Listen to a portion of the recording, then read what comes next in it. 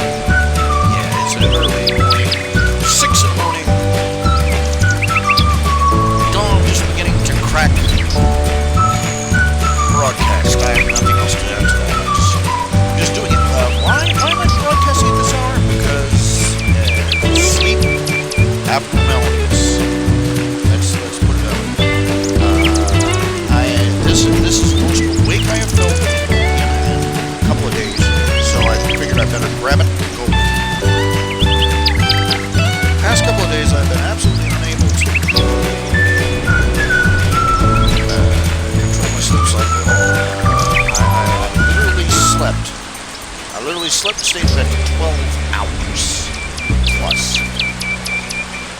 Got up, went into my living room, sat down in front of my computer, started doing my thing, and fell asleep again.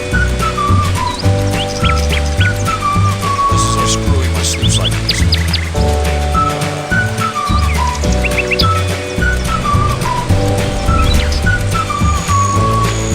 Lord knows I don't have chasing. I don't even have the means to get to the doctor for regular checkups. Forget doing any crazy what's wrong with your sleep cycle things. No, I don't have time. I don't have time. I don't have money. I don't even have transportation to do that kind of nonsense. So, okay. As always, YouTube is buggered.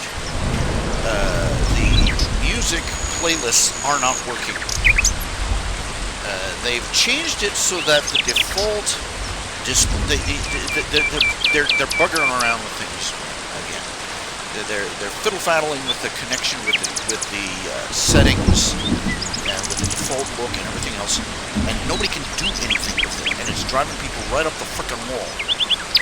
They're not fixing the problems they already have. They're just going on and seeing how many new shiny things they can stick on top. And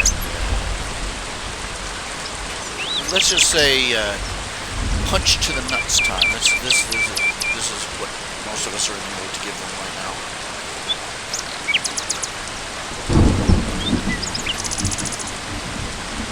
Just aggravating. Just they haven't got the sense God gave a turnip.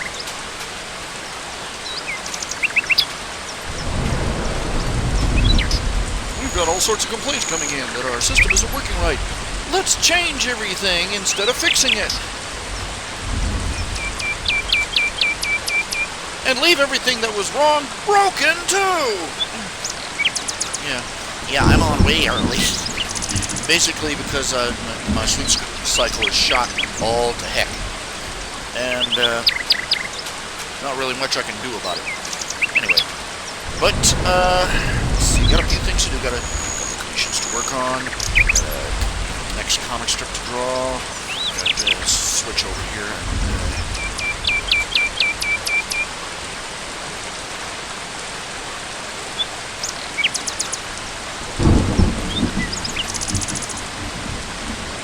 I'm pulling up a couple of things we need to do here.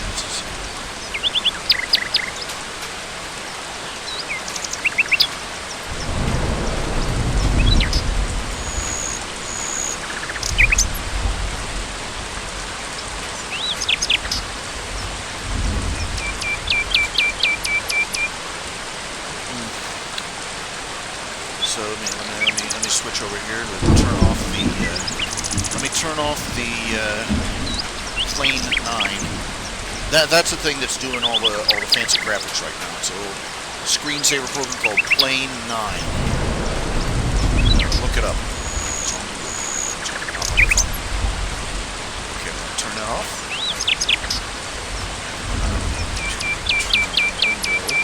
So that you can watch what I'm doing while I'm drawing. How exciting! I know what's ordering. And as usual, among other things I got to work on, I've got to come up with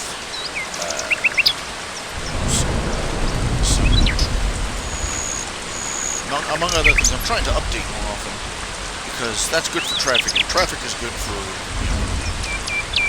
people dropping money in the hat, which is good if you don't want to, like, die.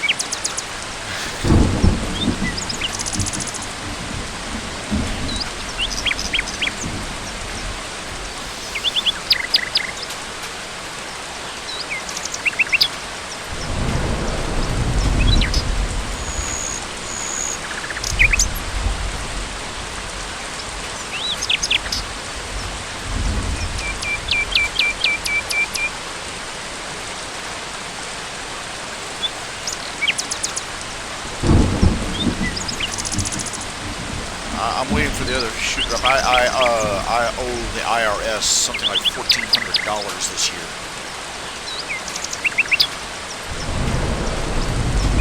It's all, the thing of it is that it's all Social Security. Social Security tax. If it weren't for Social Security, I would owe nothing because my income is that low.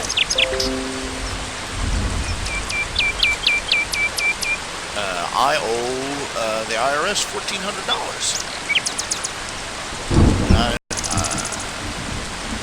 This is one of those I kind of want to die moments. But well,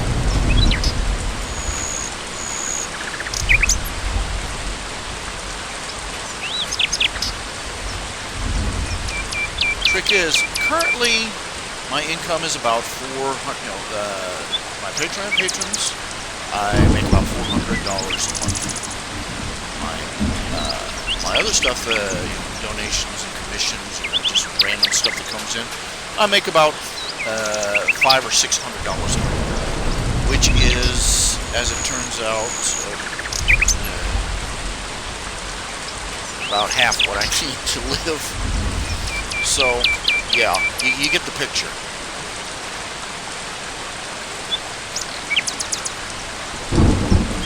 So I'm trying. My goal is, my Patreon goal is to get it to where I have I have almost 100 donors, something like 93 donors, and they are all awesome.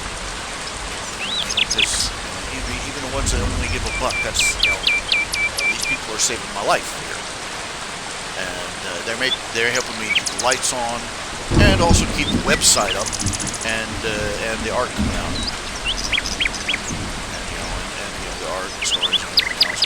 And well, my eventual goal is to eventually reach a point where I have $1,000 in Patreon. My goal is to get a lot more people on Patreon.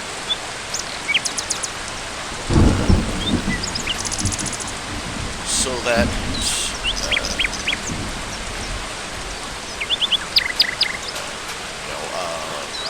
I'm meeting the minimum necessary to pay all the bills, kind of thing. Maybe I can start catching up on my rent's falling behind, my taxes are falling behind, everything's falling behind, and the roof is leaking, and the pipes are leaking, and I don't have a heating system. I have 2 electric. Just give you an idea. If I reach the point where I have that, where I have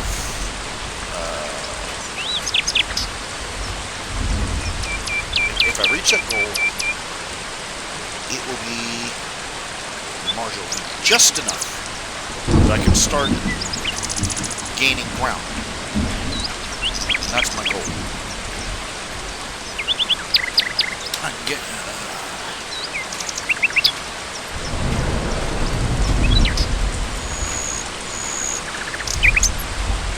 catches.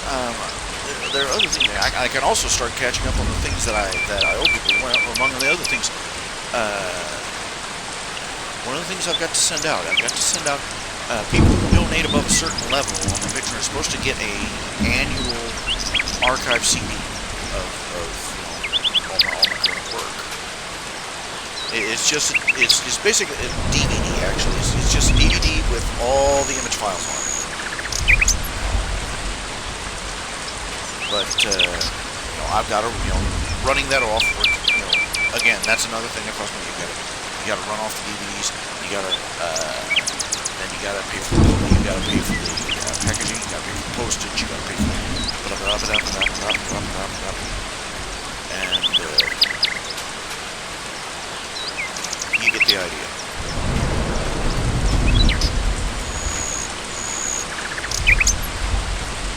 Serious problem with under budgeting. I say, okay, we'll set the we'll do this thing and we'll set the price at this because that will cover all the costs. And then you realize that no, it didn't cover all the costs. And then you reach a point where you have a choice between running down to Kinko's or running down, writing off a letter to the electric company. So.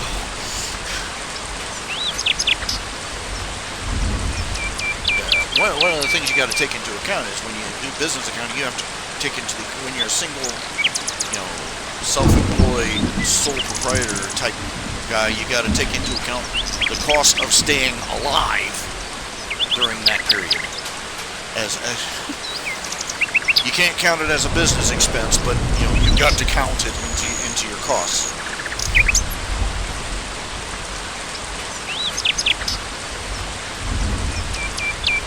Because if you don't, bad things happen.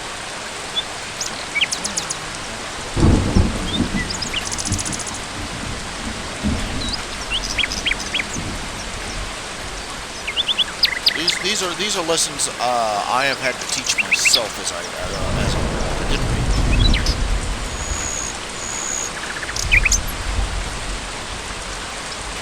My father, when I was a boy, he tried to start a photography business. He was a photographer before he became a preacher.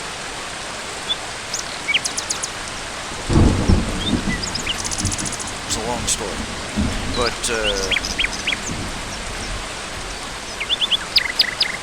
he tried to start taking photographs of weddings and family photos and things like that. And he tried to start it as a business. And one of the things he did, he didn't put the money in a separate account. I'm sure he would wished he had afterward. He figured he just put the money into the bank account, his and mom's bank account, and that would be no problem, right? Right. What Mom couldn't seem to grasp was that the money he put in the bank wasn't there for the spending. You see, because you go out, you do a photo shoot, and then you have to pay the development. This was back. This is old school photography with like film and dark rooms and stuff like that. And you do that, you had to pay the people who did the development of the film.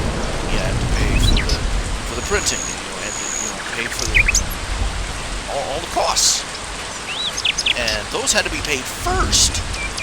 But Mom would come in, she would see the bills, the household bills needed paid. She'd look at the bank account and see all that money, and boom, out the window it went. I remember some serious fights going on when I was younger. Because she put Dad over a serious barrel once or twice.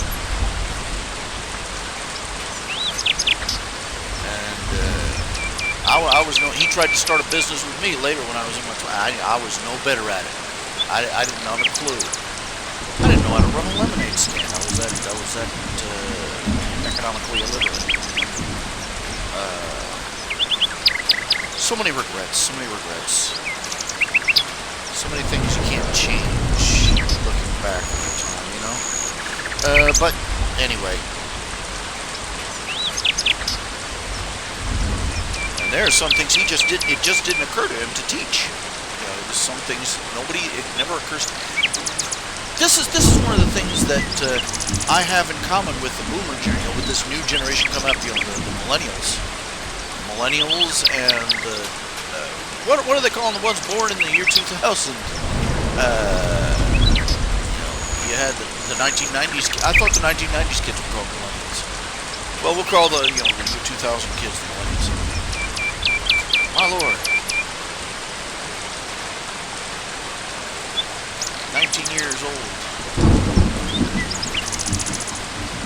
It's scary to realize there's some things I grew up with that these kids have never seen, you know, trivial little things. But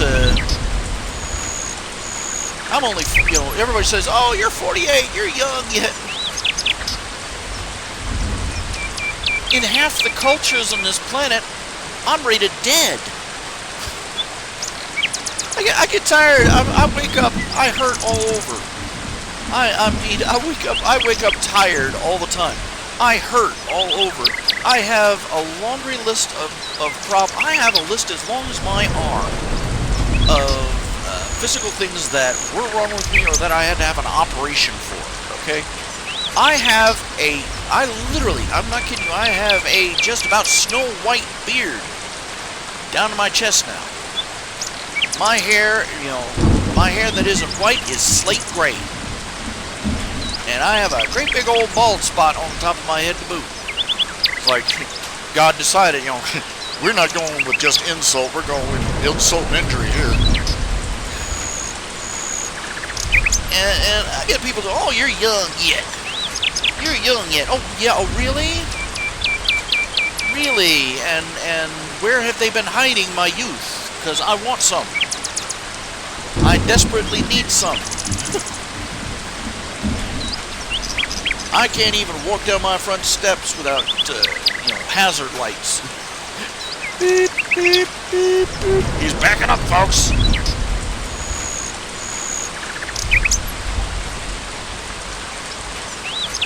I got teeth falling out. I do. You know, it's rotten. Adds up. After teeth go bad, after teeth fall out. I got gaps in my teeth.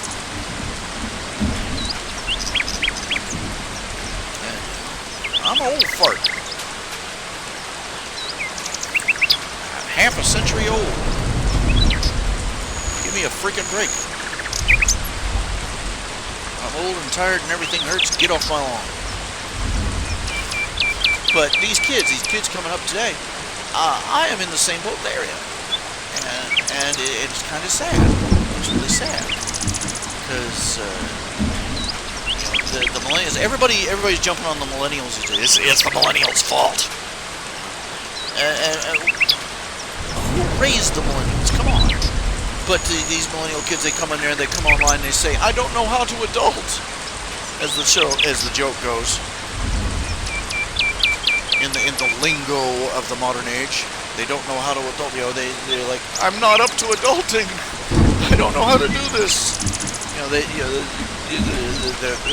flummoxed by bank accounts and by balancing checkbooks and by doing laundry, and just all these things, and they're exasperated, they're frustrated, and they're going, you know, I thought I would be ready to be an adult, but there are so many little things that nobody told me about, and I'm like, and I've got all the people in my age group are going, "Oh yeah, they don't know nothing. Worthless millennials." But me, I'm sitting here going, "My fellow people, I can so relate to you." My word. I don't know what to say. My parents,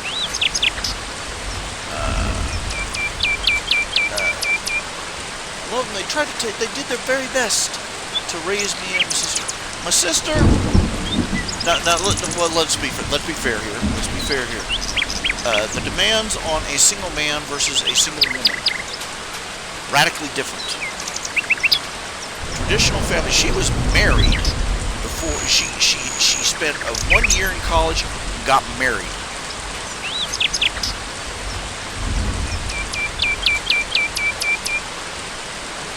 And let's be honest, her husband, God bless him.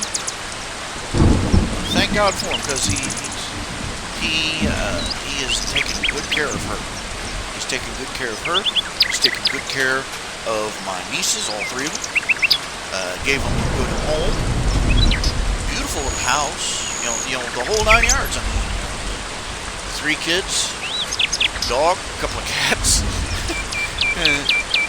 House with a nice yard, the whole, 1.5 cars in the garage, the whole 9 yards. And provided for him, and he took care of him, and he raised his daughter, and they're doing great.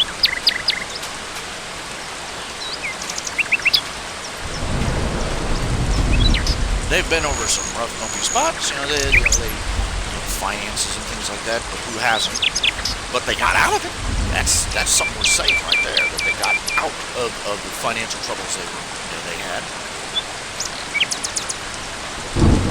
But, hanging together, I'll say this much, let's be fair, hanging together,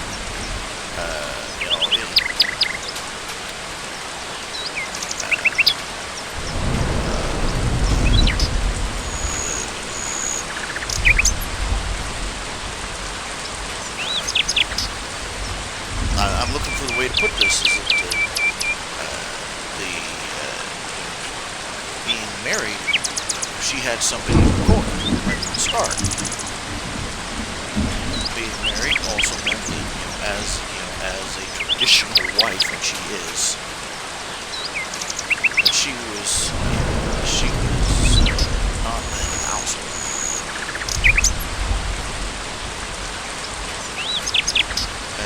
But between the 2 of them, they could work things out. Me, I've been flying solo, and it really shows.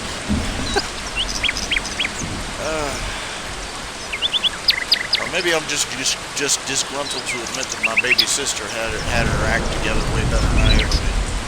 I don't know. Because man, this isn't the same girl I remember when she grew up. She's dumb. She'd do things I'll just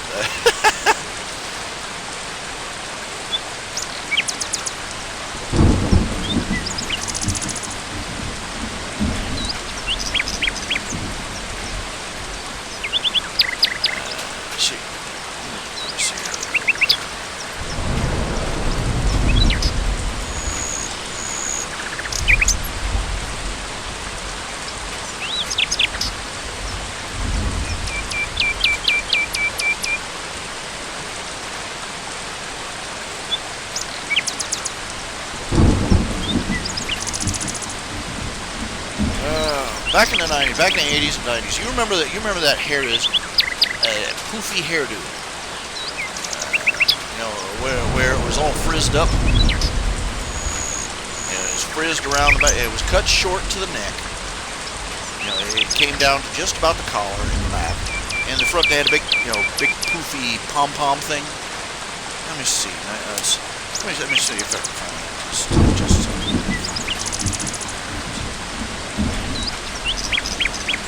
Let me see if I can find an image of it.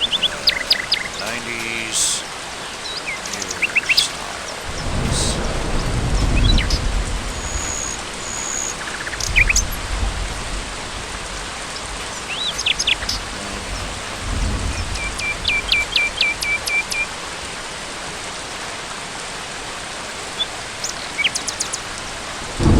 Well, it was sort of a branch in between the 80s and 90s, but here's the... Let me show you this.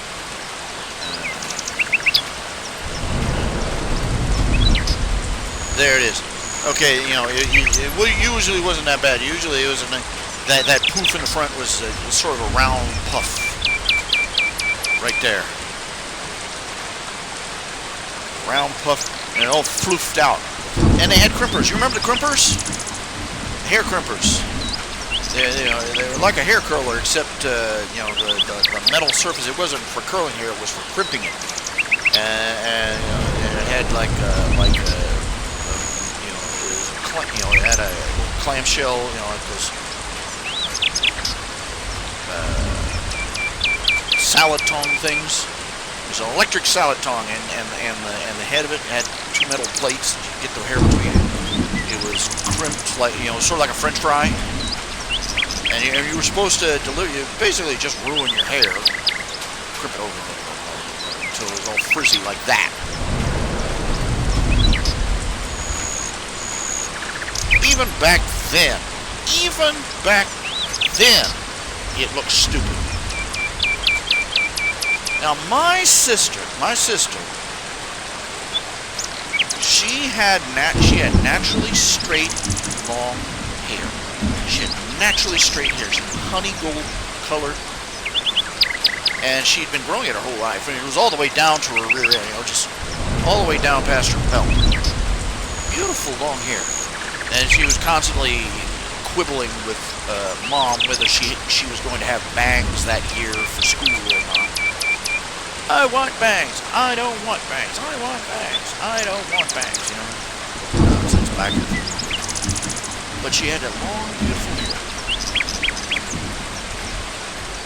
And one year, and that last year of high school, she went off to attend school at a private Christian academy.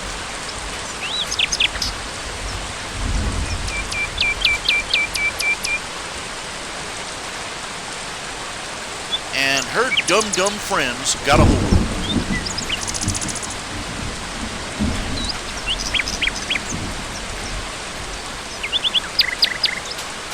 Her dumb friends. Oh, you look so good in this hairstyle. Oh, you look so good. I don't know why your parents are so mean and stupid to make you leave that long, beautiful hair. And they nagged her, and her being a little dumb, led around. Her entire life, led around by the nose by her friends.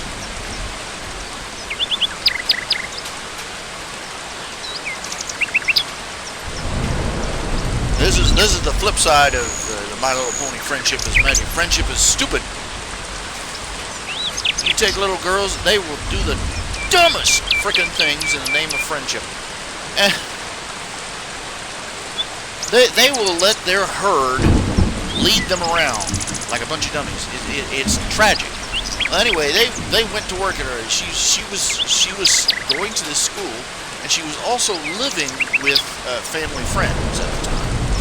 It was a complicated, we had just moved, we just moved, and she finished out her final year in this private school, and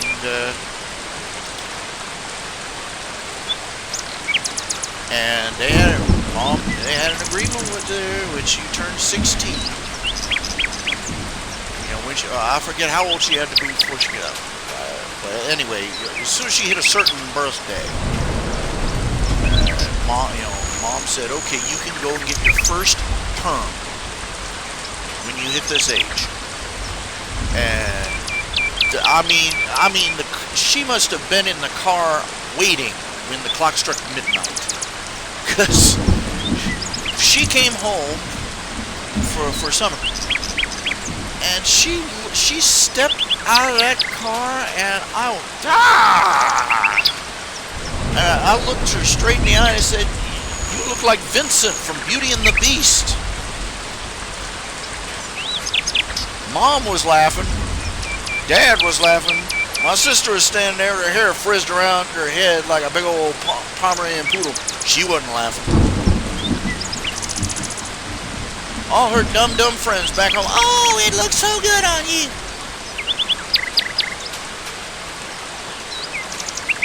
And her poor husband. This is why men hate hairstylists. We love a woman with long hair. We do. It's beautiful, isn't it? We love a girl with long hair.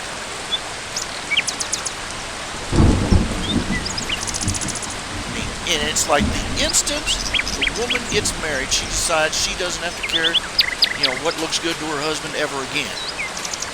She goes out and gets it chopped off.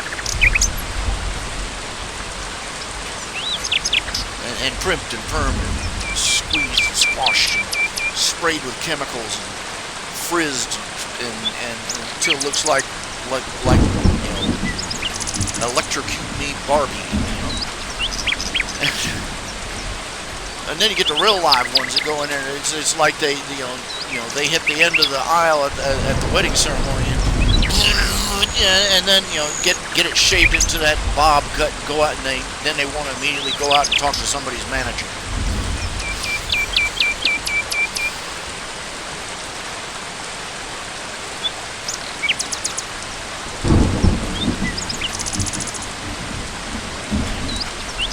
Friendship is special. Friendship is important. But friends, from what I've seen of how young girls act, particularly my sister, friends will do anything in their power to wreck your life. They'll get you to do the dumbest things in the planet. What do they care?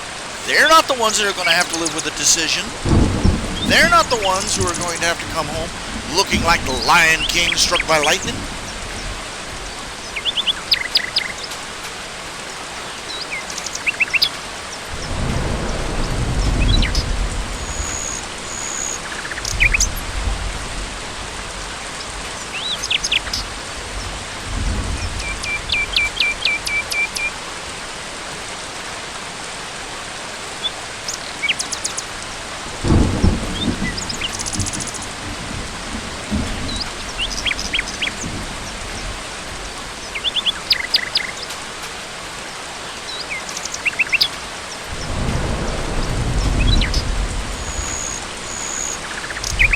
They don't care how disappointed your husband's going to be when he gets home and he sees that beautiful long hair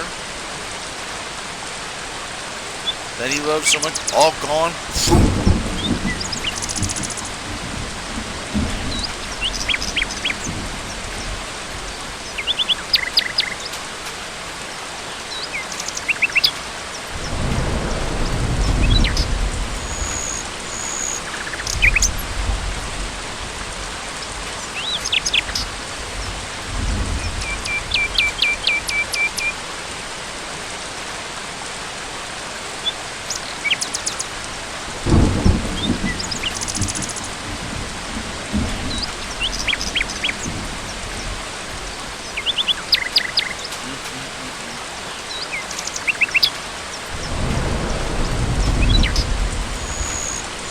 She's a sensible woman now. She's, I guess, having to deal with 3 children of her own, three daughters.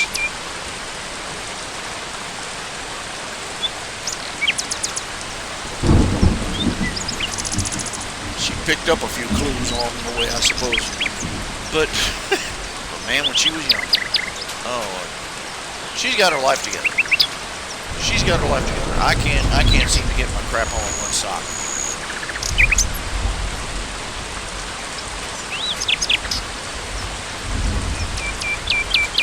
I think 99% of my problem is that I managed to drift away from being fellowship in my church. I'm not a member of the church. I haven't gone to church in literally years. I'm in a physical condition where I can't now. It's almost impossible for me to get in a vehicle even to go anywhere. I can't even go to a doctor without going to extreme efforts to secure some sort of transportation. Even then, it's God's own guess as to whether I'll be able to.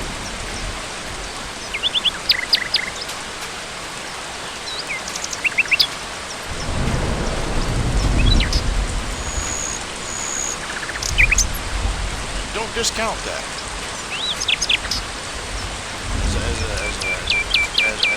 As a Christian, I need fellow Christian fellowship.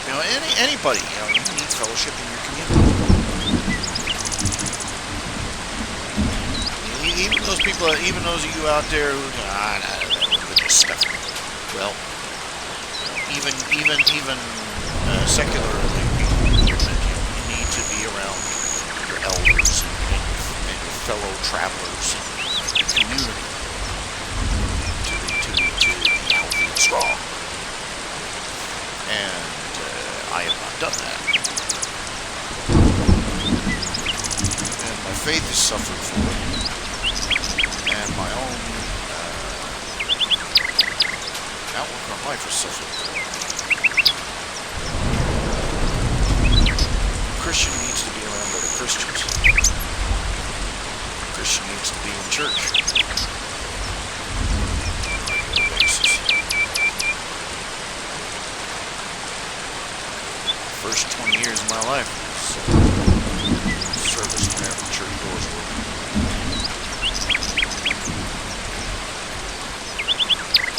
Then as years went by, it disappeared. A lot of the strength I used to take for granted went with it.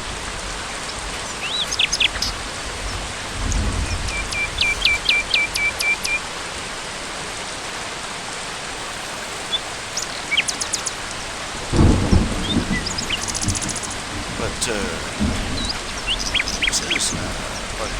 speaking in more general terms, the young people coming up, they don't know how to handle the responsibilities of being an adult,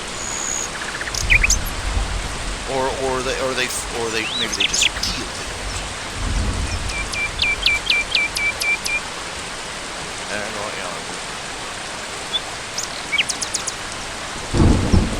And they're looking around, and life seems to be a mess. And they're going, what am I doing wrong?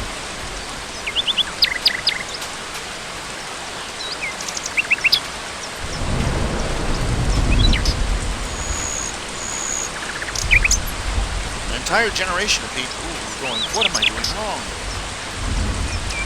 Well, what does that say?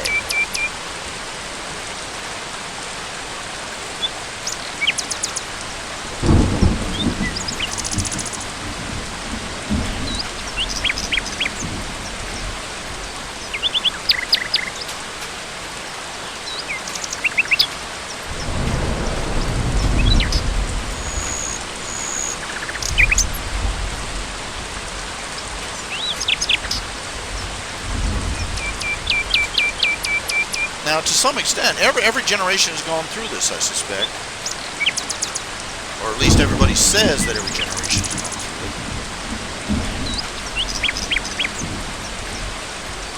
it. They're convinced that they're not doing anything right, thinking that the older generation had it together better.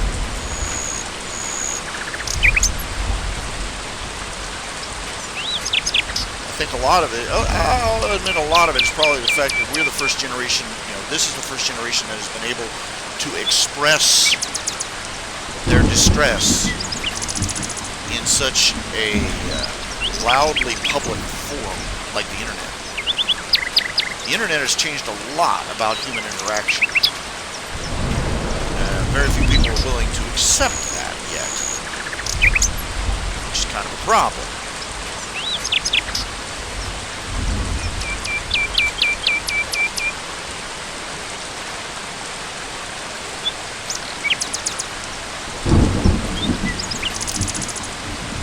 There's a comic strip, XKCD,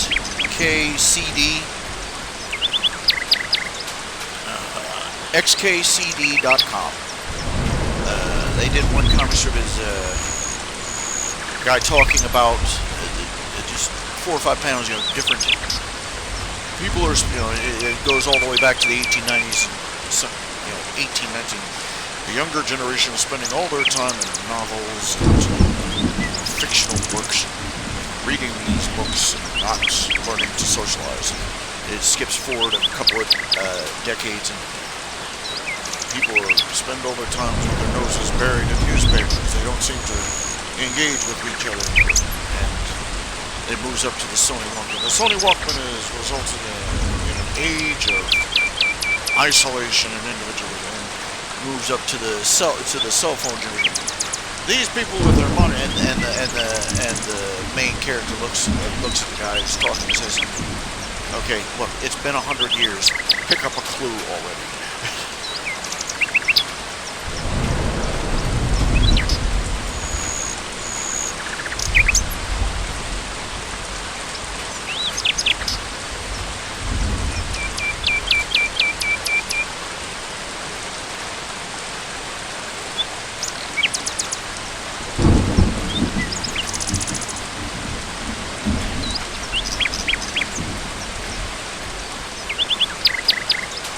All this nonsense I keep hearing about people talking, oh, the younger generation, the younger generation doesn't know how to blah blah blah blah blah blah blah. The younger generation and their computers, blah blah blah blah blah blah blah.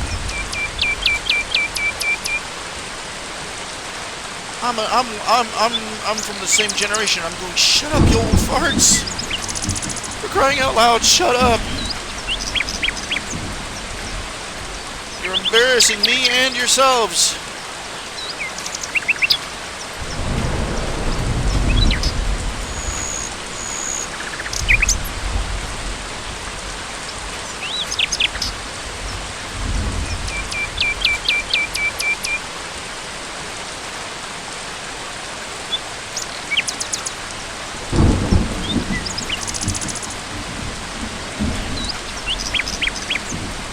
I love how the fact is that the generation that is responsible for the world being as screwed up as it is always convinced that the new generation, who had nothing to do with setting up the world the way it is responsible for the end of the world.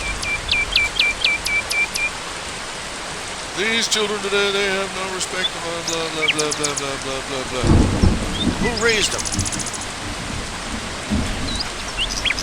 As one guy put it, if I had a dime for everybody, if I had a dime for every time some old fart blamed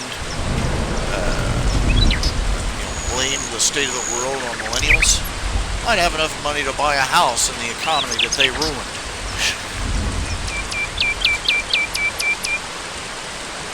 It wasn't these millennials that set up the welfare state. It wasn't these millennials that came up with the Social Security Ponzi scheme. And that's what it is. It's a Ponzi scheme. Look it up. It isn't the millennials who diddled around for decades while terrorists were running loose in the Middle East until finally we got 2 of our buildings blown up in the middle of New York City. It wasn't the millennials who started that blasted Democrat Party. It wasn't the millennials. They're not to blame. But they're not to blame for Obama either. They just turned 19. They just turned 18 last year. They just learned how to, they just got the right to vote. So you can't blame Obama on them either.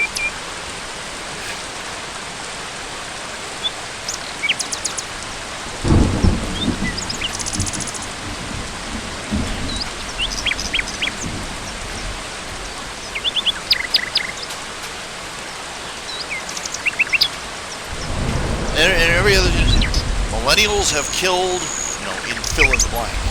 Millennials have killed the avocado. Millennials have killed, digital downloads. Millennials have killed, takeout restaurants. Whatever it is they're talking about, somehow it's the millennials' fault that it ceased to exist. Millennials have killed bookstores. No, what killed bookstores is that the bookstores were run by idiots who didn't know how to compete in the modern age.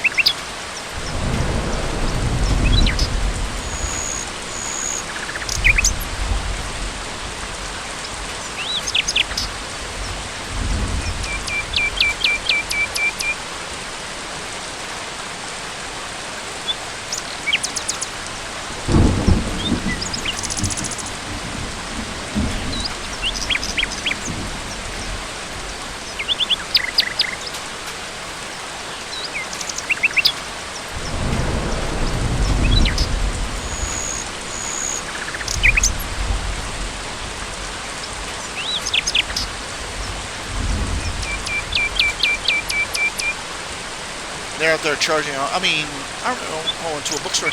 They want $7 or $8, $10 for a paperback. You go online, Amazon.com is still trying to charge that much for a digital download. It's only fairly recently that they started picking up, gee, maybe we're overcharging for the product we're selling.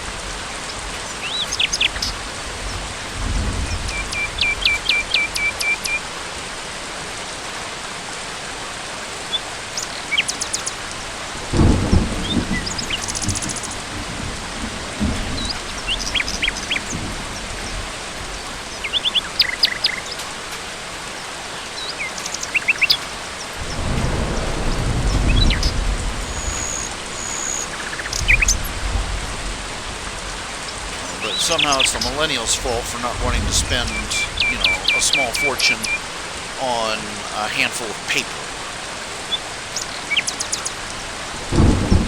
I wasn't, I quit buying books ages ago because I go in there, you're laying down, $7 or $8 for a paperback. Not even the remotest guess whether you're going to get something that's worth the effort.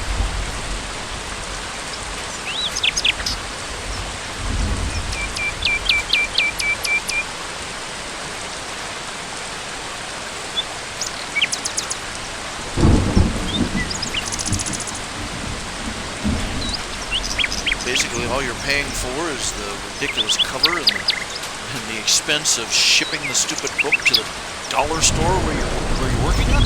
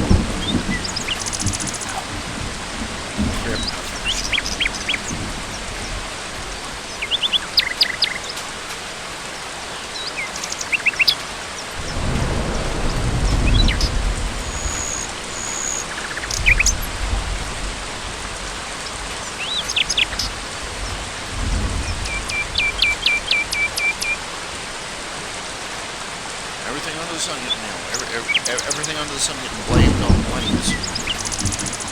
Millennials ain't even, millennials are 19.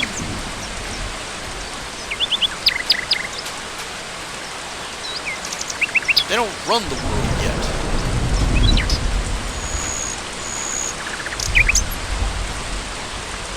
They're just getting blamed for everything wrong with it.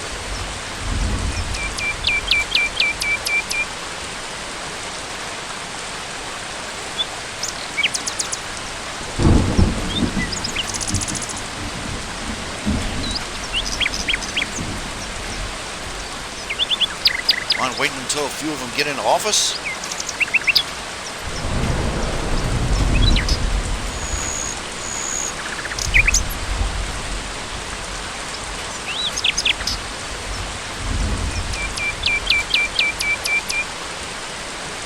Frankly, if you ask me, it's the boomers that need a few kicks in the shins.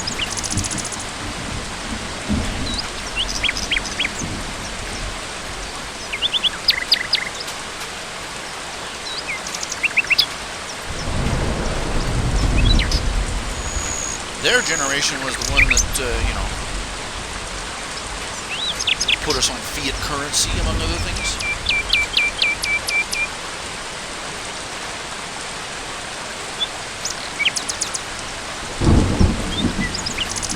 that alone earns him, dams the entire generation.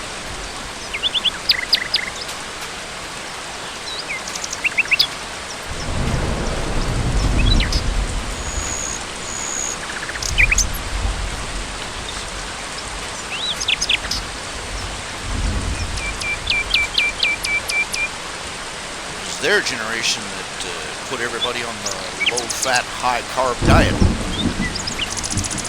How many people has that killed? Seriously, I'm dead serious here. Everybody thinks like, it's just a trivial thing. No, it killed people. They're the generation that got DDT banned and brought back malaria to the third world.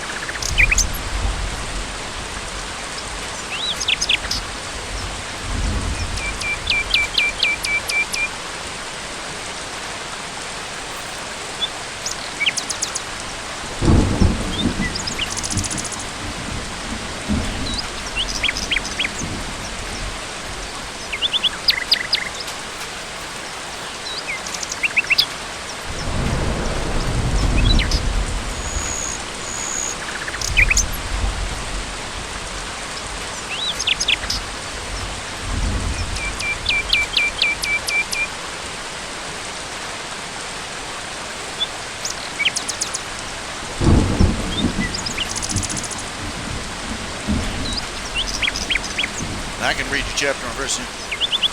All the things they told you about DDT, not true.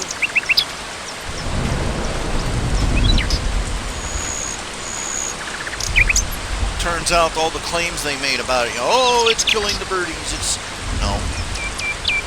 It turned out that the so-called research they did, they fudged the data. They faked it, bogus.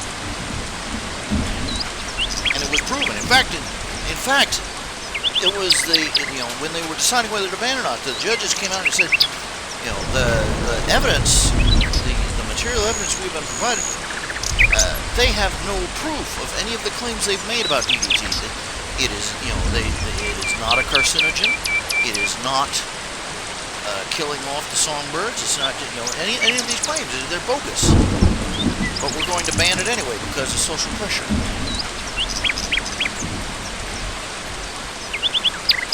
DDT is probably one of the safest pesticides humanity ever discovered. Soldiers in World War II used it as a delousing agent. They sprinkle the powder on themselves to get rid of insects, bugs, chiggers, all the nasty little biting, creepy crawlies.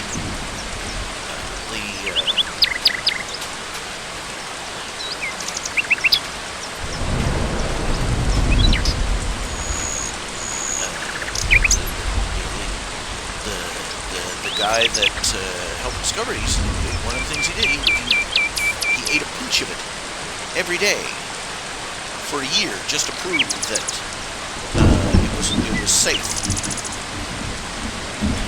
They used to spray it on the streets.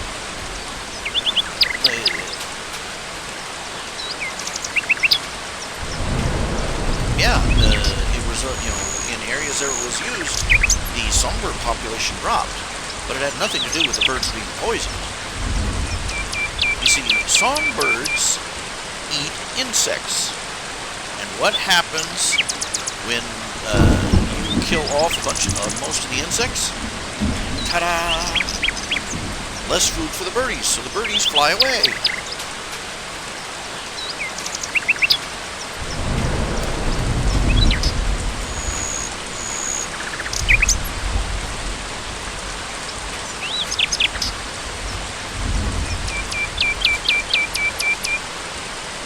The banning of DDT was the biggest unscientific farce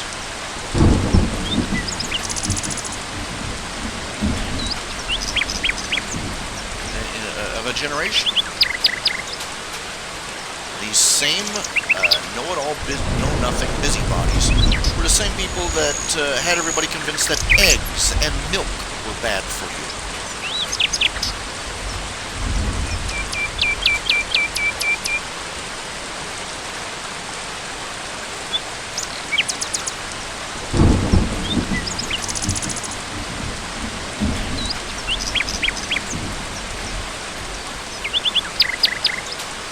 They were confronted with it. The dairy community came, the egg and dairy farmers, they came together and they spoke. They had a big meeting with the news and everybody there, and they came together. There's no science backing this. And the scientists came forward and said this is just speculative garbage. And the politician said, well, you need to fix it anyway. And the farmers went, what are we supposed to do? And would you believe that one of the politicians recommended that the farmers start breeding low cholesterol chickens?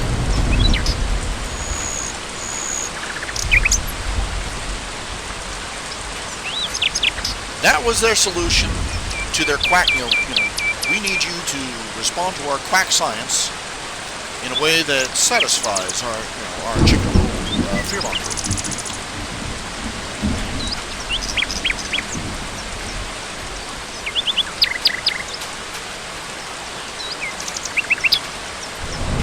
Else.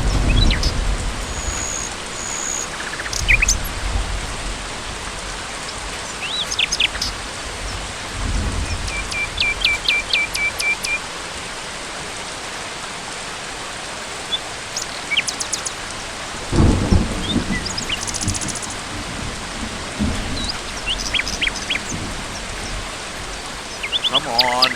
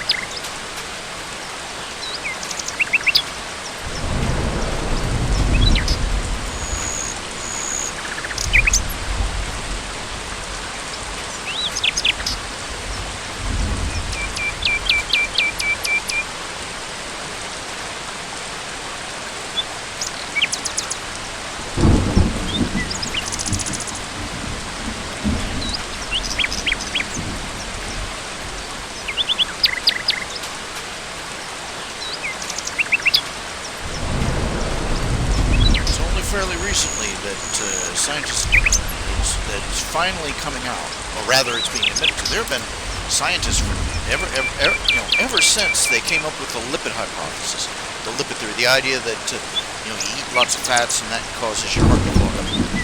That's nonsense.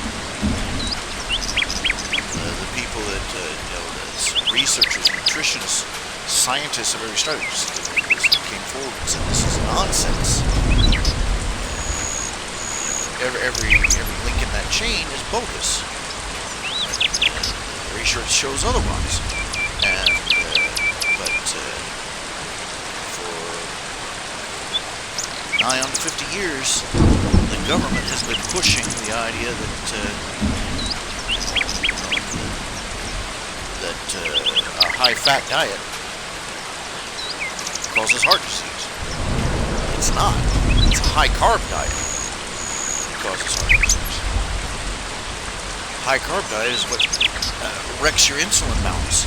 It's what packs on the fat. It's what causes basically the erosion of the arteries and veins, particularly in the heart, that lead to heart disease.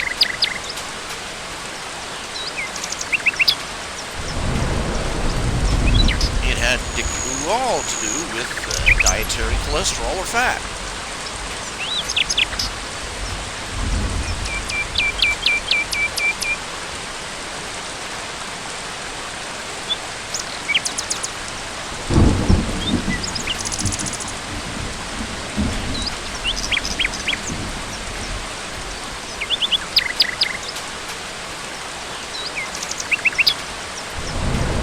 Diet that the government was encouraging people to go on to prevent heart disease was not preventing heart disease, but it was causing it.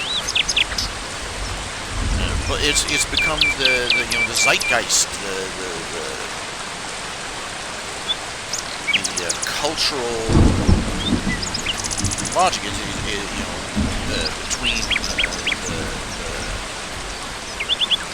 it was pushed through pop culture too. They talk about, whether they call it heart attack on a bun, right? Huge chunks of our culture revolve around that myth.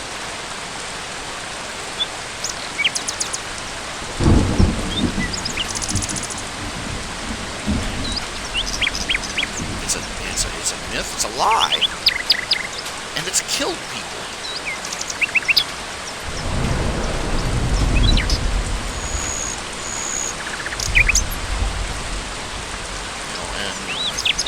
Thank you so much, Boomer Generation.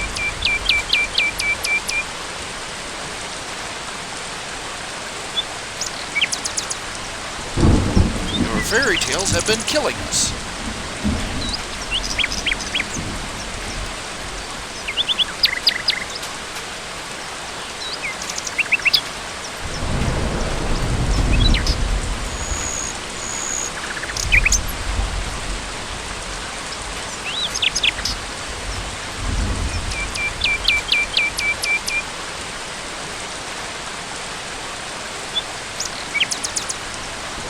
Don't talk to me about what the millennials have killed.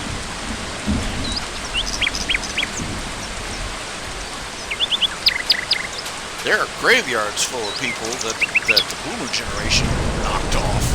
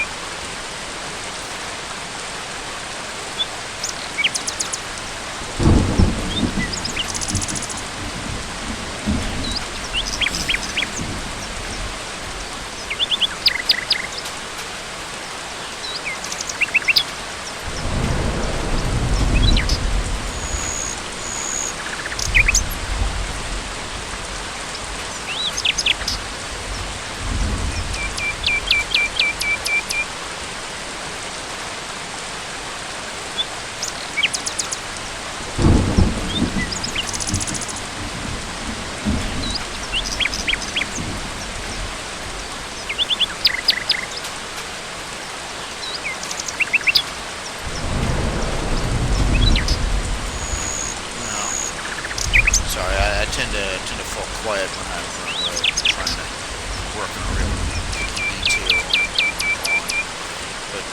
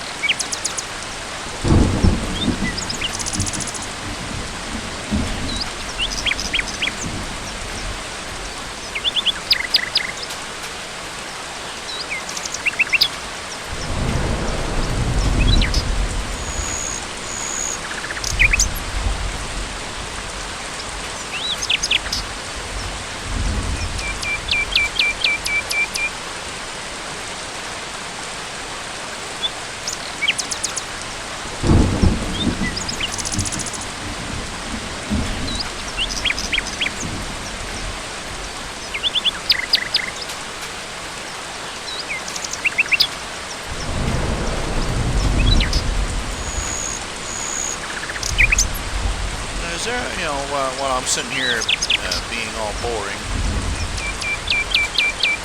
anything you'd like to talk about? Anything you'd like to ask about? Comic strips, the stories, the fan fiction, whatever.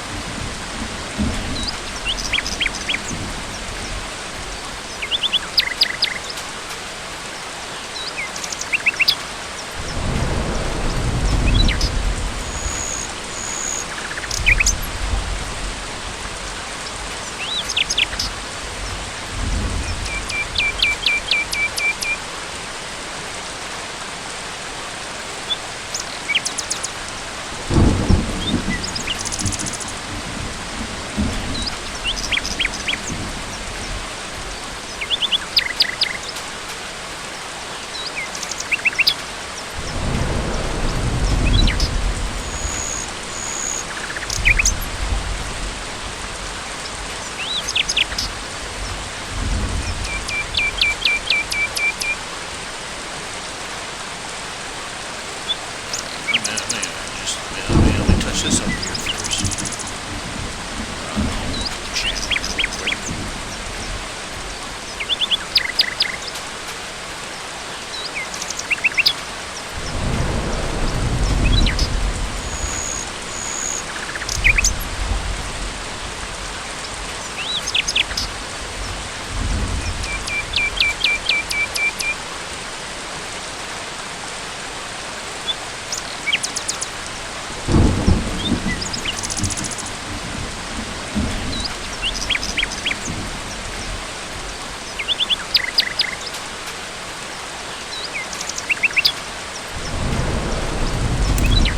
Okay, we got 3 people in channel. We got three people in channel. And we got Chad Dickhawk. I'm assuming I'm pronouncing the name correctly. We got Chad. And we got me. We got one other person. Who are you?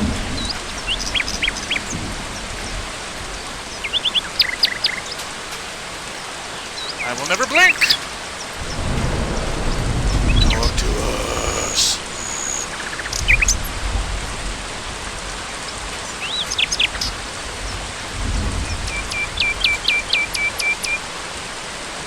Oh, yeah.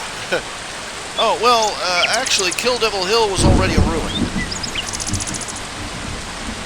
It was originally... This is... Kill Devil Hill is going to be Quentin's base of operations from now on. It's basically an old, abandoned, loved ship site.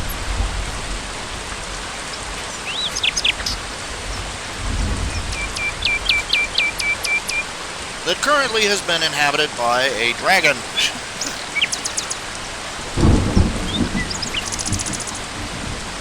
And in case you didn't guess from the look on Quentin's face when he saw that dragon flying over Kill Devil Hill, something about to break loose. Quentin has just about been pushed to the limit on that dang dragon.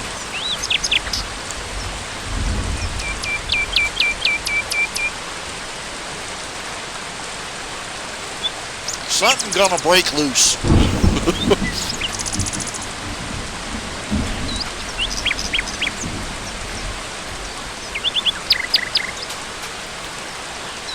Of course, right now, little side thing is that the Duchy of Fenwick, the Duke, who's their friend,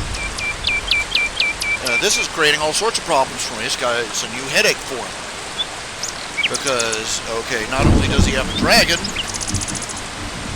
right in his, sitting in his territory, he's got a dragon sitting in his duchy. He's got the Duke of Greymalkin, who was already agitating for war.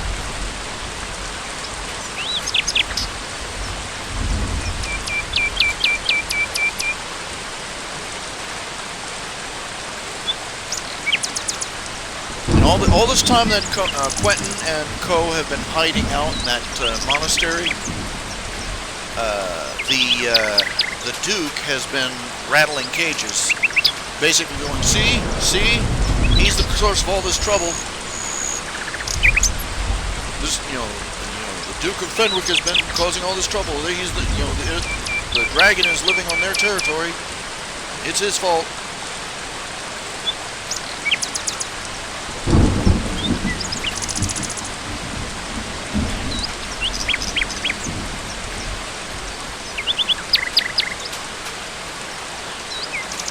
Basically, if the Duke doesn't get rid of that dragon soon, Greymalkin and possibly a couple other dukedoms are going to rally up their men, march on the Duchy of Grand Fenwick, and their intent is to come in and divide it up like a pizza pie.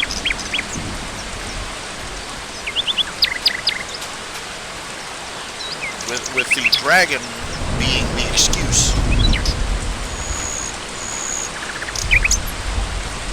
This is the reason that the Duke's castle is being renovated.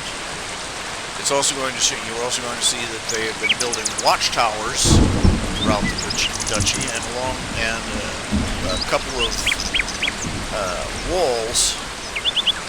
boundary walls around the township.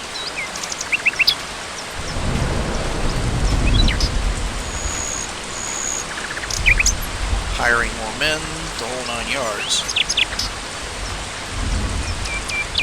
The Duke's approach has been to hope for the best but prepare for the worst.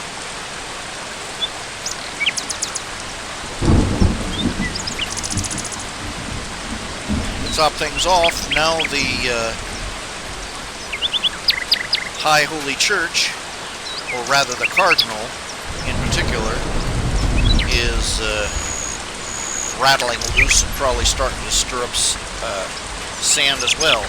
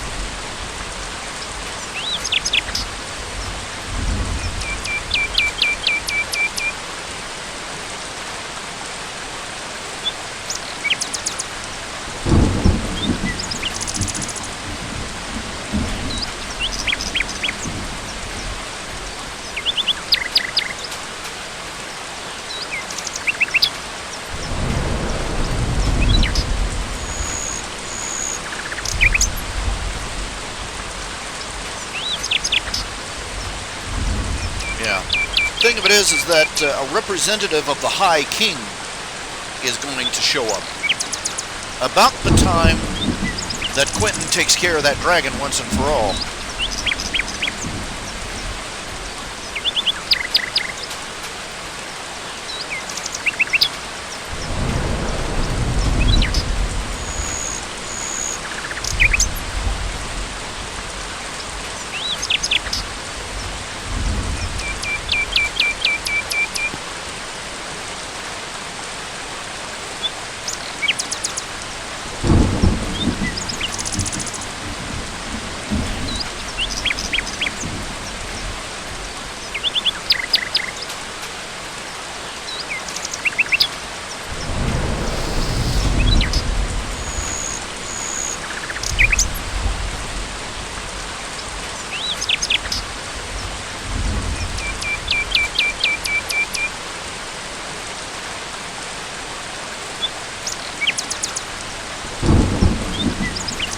So, what all you listened to just now? Spoilers. There you go.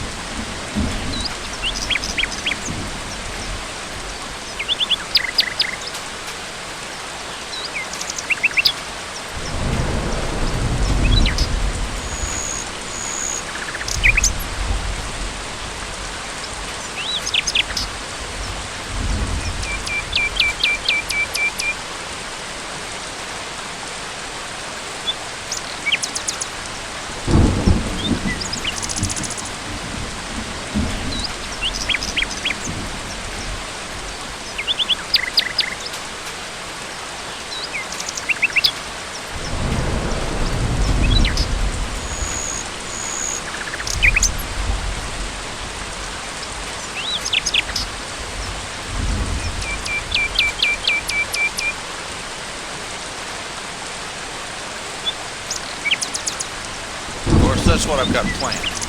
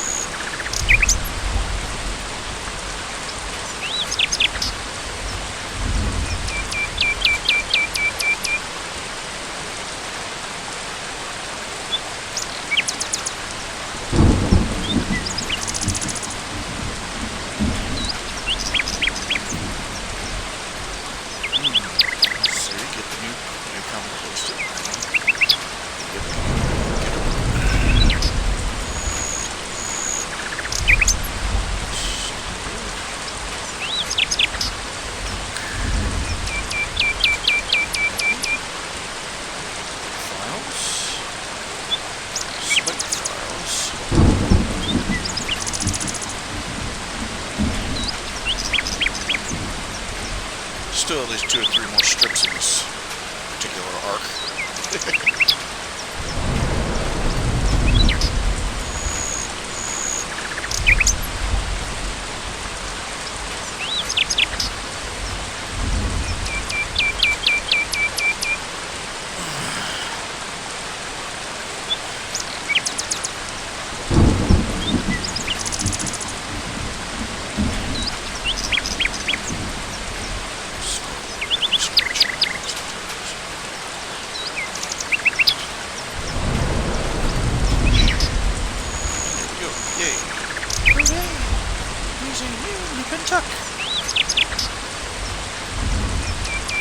So, okay. Okay, Chad. Okay, got Chad. We got one other person. We got, okay. It's listing here. Okay, somebody just left. So sad. So sad. So lonely. So lonely. Wow.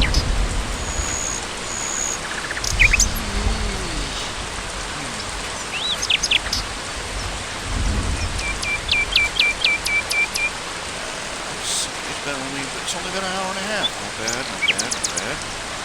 Ow. Chip tooth poking my tongue.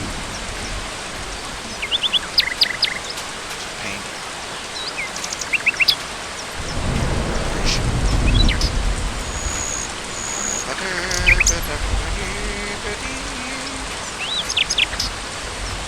These are the voyages of the Starship Booby Prize.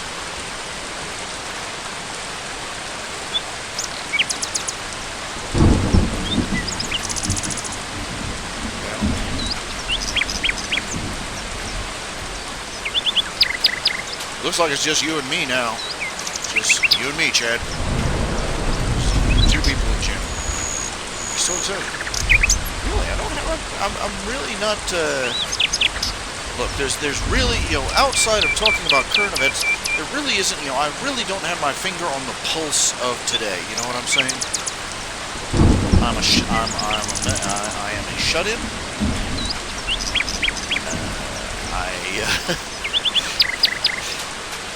I don't even watch TV. If I could afford cable, I wouldn't be in this, you know, I wouldn't be shaking the hat so often.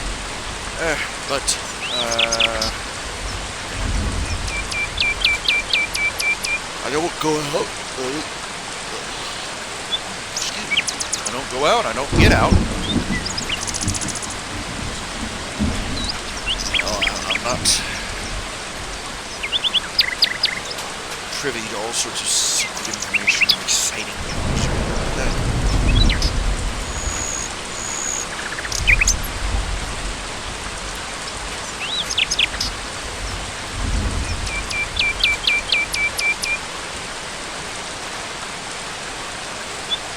I really don't have much to talk about. You can only beat politics to this so much. I don't even know the local news. I don't get a local newspaper or anything like that. Don't.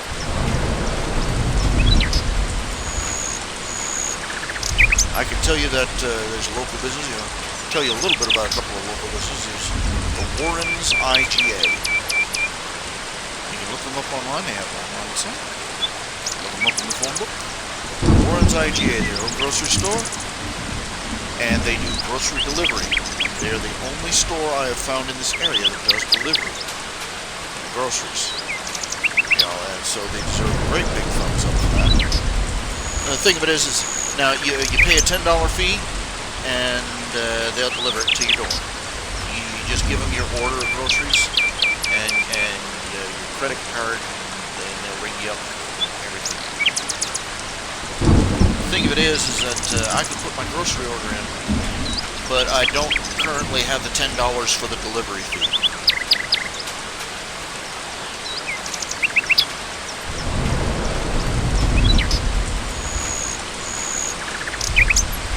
So I'm you know,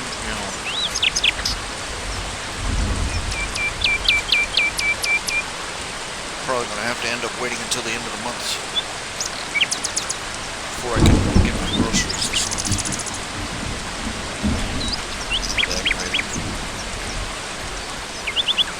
but somebody may drop something in the hat. People, that used to happen a lot more often. Of course, updated the page more often, frankly, so there you go, big surprise. People come by less. Even a guy playing the saxophone on a street corner has to play the saxophone once in a while. Yeah. Now there's but anyway, I want to give a big thumbs up to a big shout out to Warren's IGA here in the Marietta area. They are awesome. They also take EBT card. For those of you who remember, they will take you call them up in the morning, weekdays, Monday through Friday. You call them up in the morning before 10 a.m. That's the deal. You call them before 10 a.m. and they'll have their groceries to you by that afternoon. Because the delivery guy has to drive all over the place. And you give him your order. You give him your order, and you give him your credit card number so to pay it, and you give him the $10 for delivery, and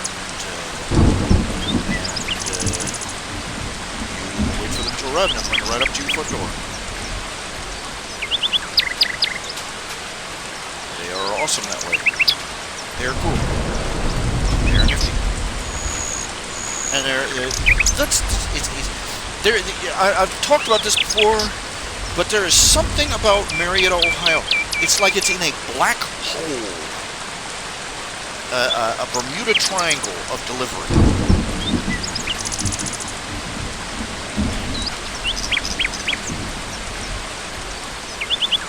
We got Chinese restaurants and all sorts of other restaurants floating around this area.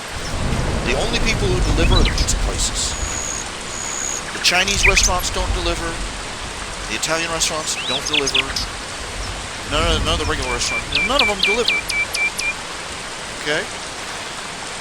The companies, Walmart and Kroger's both have pilot programs where in various regions around the country, they do grocery deliveries.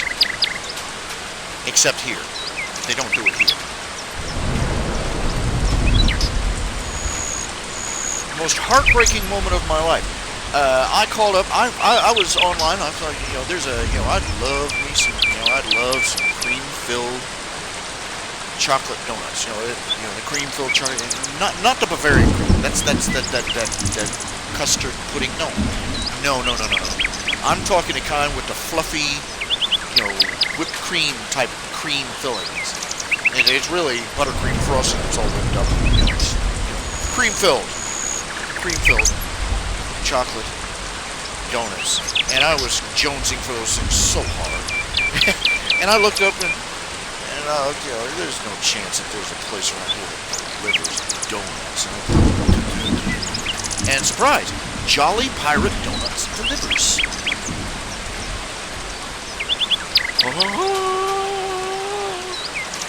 And what's more, we have a Jolly Pirate Donut here in Marietta. The angelic choir, hallelujah. And I was like, it was the happiest moment of my life. Like, I can order donuts and get them at home. And I called them up, and I asked, do you have those cream-filled chocolate donuts? And he said, yes, we got those cream-filled chocolate donuts. And I said, do you deliver? And he said, no, not in this area.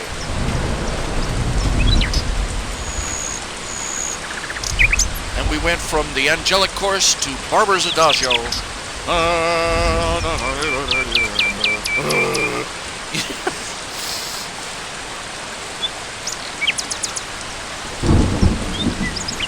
And it just broke me up. But the people over in Parkersburg, across the freaking river in the next city over, they'll do it. They'll deliver. But here in Marietta, the store in Marietta will not deliver. The Chinese restaurants in Marietta will not deliver. I mean, when's the last time you saw a Chinese restaurant advertise? No, it's just like the menu shows up in your mailbox when Doesn't even show up in the mailbox. It just shows up on your refrigerator door. You know, ninjas or something.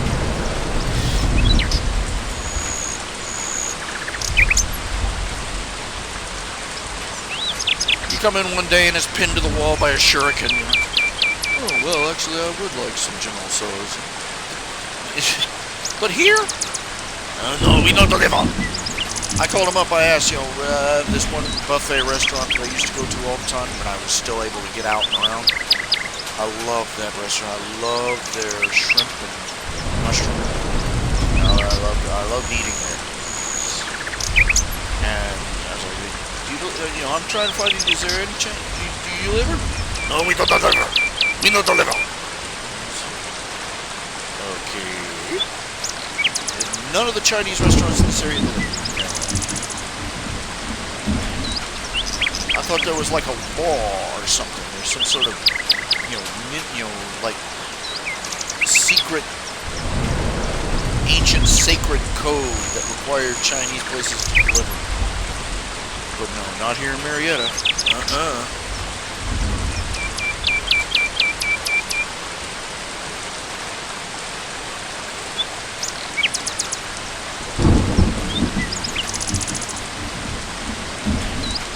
Not to say I'm bitter about it, but I am. It's like the corporate region made a deal with Satan.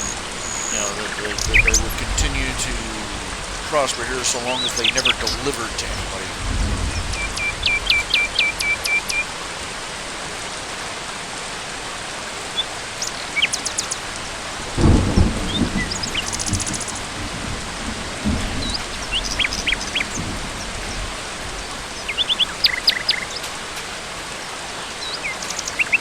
This is us living in the cutting edge of the 1960s.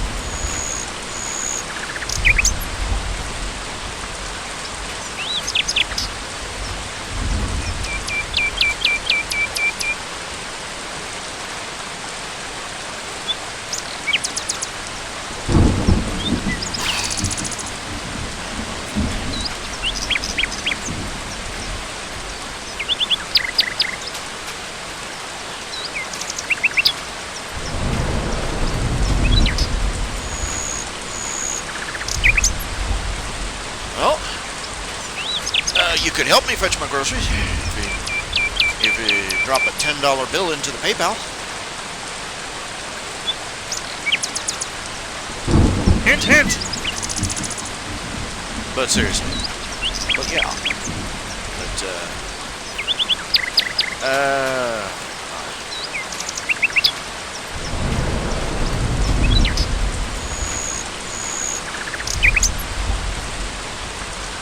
It's always fun playing the guessing game with them too. You know, no matter who, if they deliver, I used to have a girl that used to go to the grocery store for me. I'd pay her $20 for a trip to the grocery store. That was the arrangement, because so I'm coming out about $10 ahead with warrants. Anyway, I'd send her, and it was interesting that no matter who I would pay to pick up my stuff, my groceries, it was always an interesting conundrum as to whether they would get what I described.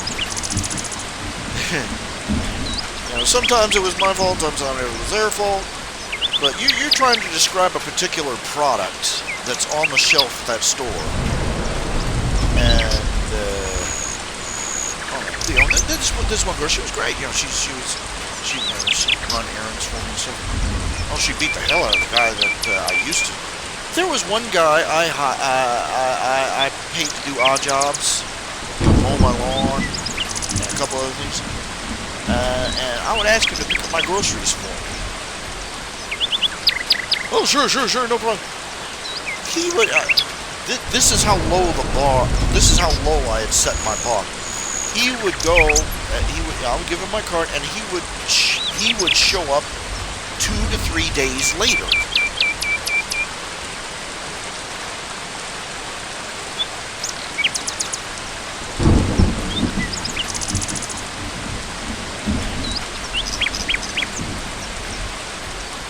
And have some stupid excuse. Oh, all these other things I need to do. I don't have this little problem with the vehicle. Blah, blah, blah, blah, blah, blah, blah, blah, blah, blah, blah, blah, blah, blah, blah. And I let him get away with it over and over and over. I would send him out and ask him to pick up a certain time, and he would come back not even close, you know.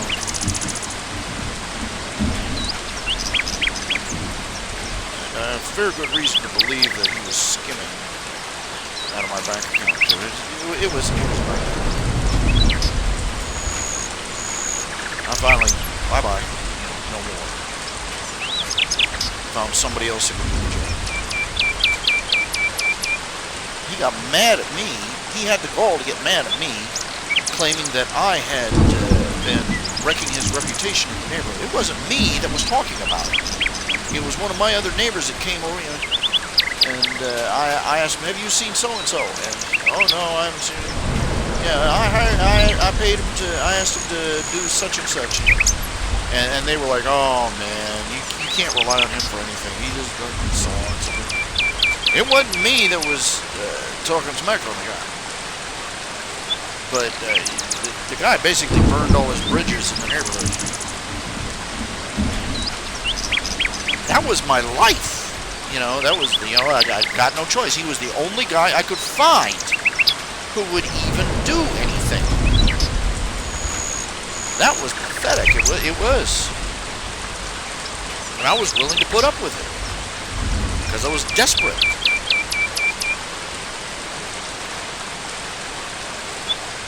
I was a doormat. Probably still am. You don't know what a doormat you are until you step back a few days later and take a look at yourself, you know? Oh man, it was a joke. It was pathetic. I paid him to mow my lawn. He'd come over, he'd bring his riding mower over, and then he'd leave, you know, huge tufts of it sticking, you know, no trimming. And I say, "You're gonna come back and finish this later?" And she says, "Oh yeah. And somehow for the next 2 months it would be, "Oh, I can't come over. It's supposed to rain today." By the time he finally came back, the whole dang lawn needed mowing again. I'm having a problem again now. I've got to hire a mowing service, you know, and they want about $100 a month. Which I do. I'm going to have to call them and tell them it's a one-time deal. They're not going to show up until June. They're not going to show up until they can't, you know, because I don't have any money to pay them now. It's going to cost me about $60-70 just to get my lawn mowed once.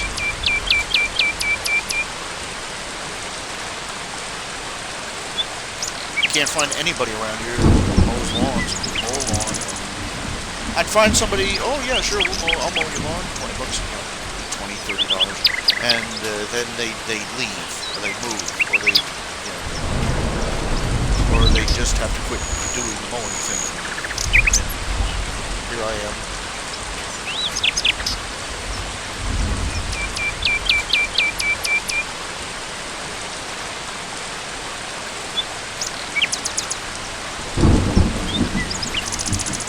Get old, it's a trap. Don't be poor. It's an even bigger one.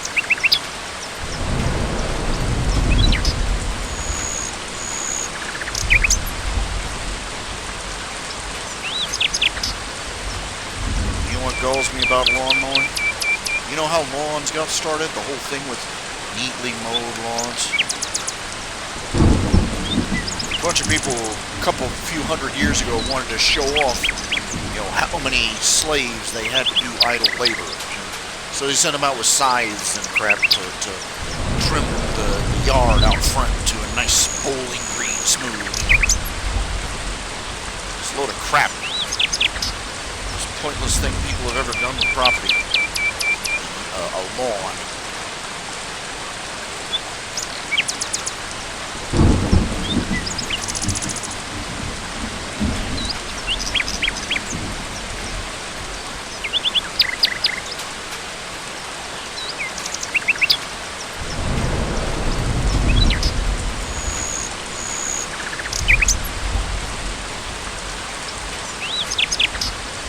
father's the pastor of a church.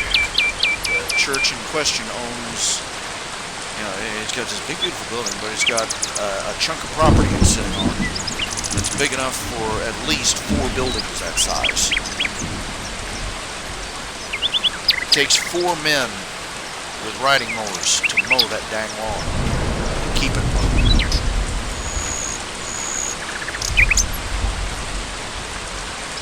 I'm like, you could sell off some of the property. The church building has all these things that you need to do to it, and all the church has all these programs you need to do, you want to do. You could sell off some of this property, and you'd have a little fundage here, and you wouldn't have to spend so much money and so much effort, and risk your pastor having a heat stroke, just trying to keep the lawn cut. My father, he's property. You go sell that property, there'll be people on it.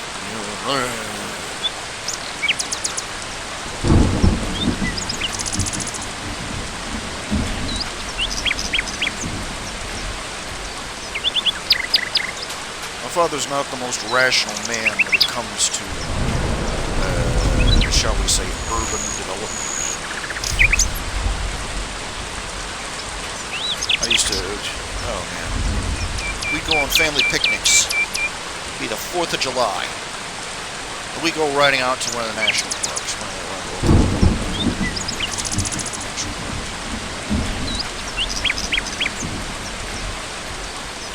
And we would take a half hour to get there, and then we would take another hour riding around the park.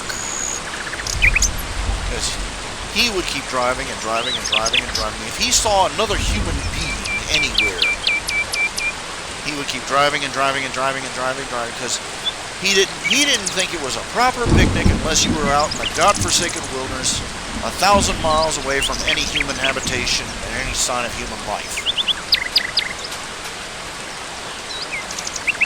I'm sitting there in the back of the car. Me and my sister were sitting there in the back of the car. We just want to get out and play. We want to get out and play in the sun. We wanted to get out and eat. We wanted to get out and, have fun.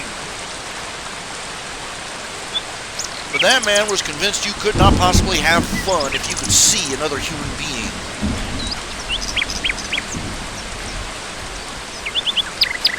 And he'd get madder and madder that he couldn't find an empty lot. He'd get madder and madder that he couldn't find an empty lot away from everyone on a national holiday in a national park. When we were a boy, we'd go out, we'd find out in the wilderness, we'd find him, we'd camp under a tree, and if it rained, we'd sit under the tree and have a picnic. Just stop.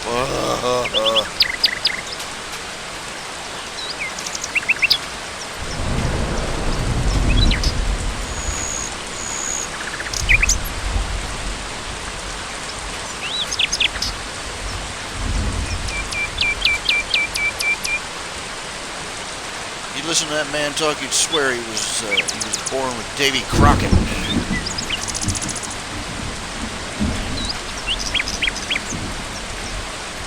Daniel Boone's grandmother was my wet nurse.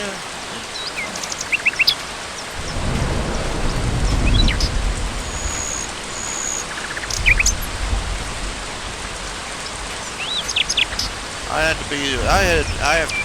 be just the absolute most biggest disappointment to him ever. He's always been, he still is. He's a do-it-yourself kind of man. He's 70. He just turned 70 this year.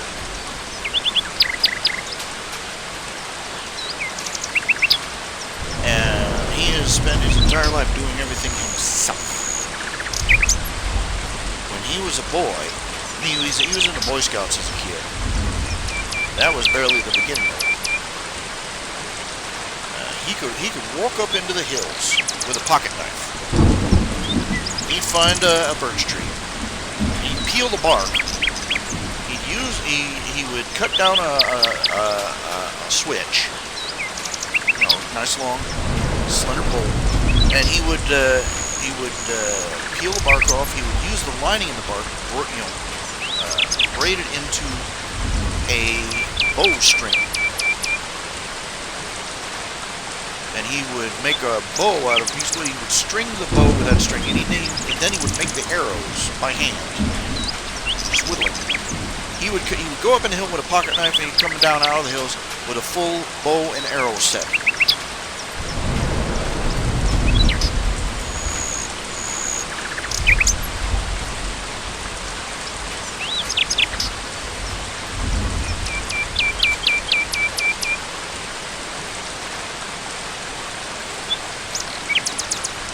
He was that kind of guy. He was that kind of kid. He grew up, he repairs his own cars, he fixes his own plumbing, does his own roofing, etc., etc., etc. Me, I am the can you please start the orange peel for me kind of guy.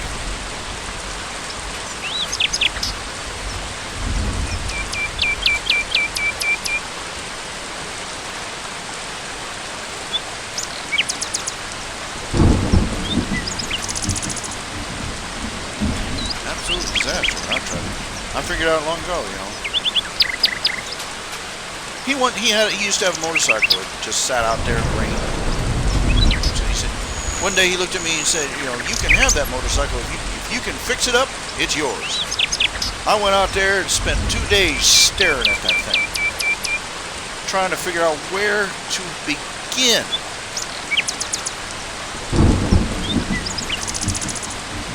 Not a single freaking clue. I kid you not a clue. That thing's still sitting where he left it. Turned into a pile of rust.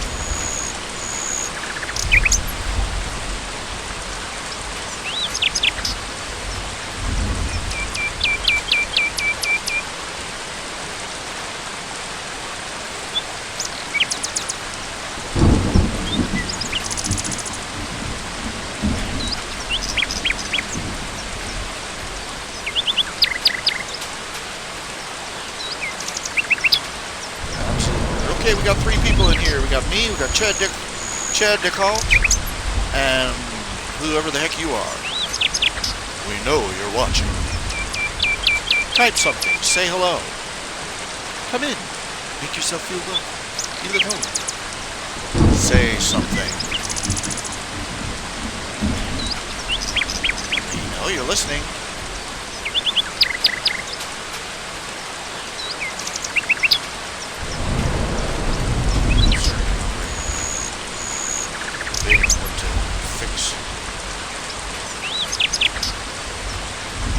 I can cook food, basically, but I usually regret it.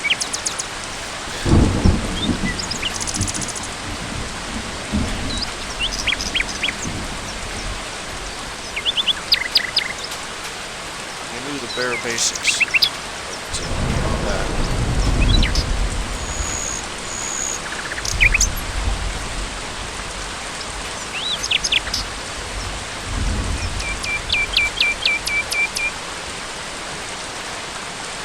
I can work from a recipe.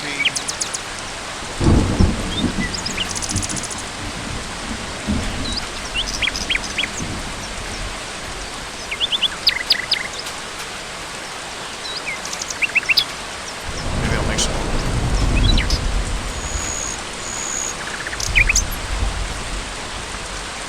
I might sell this stuff.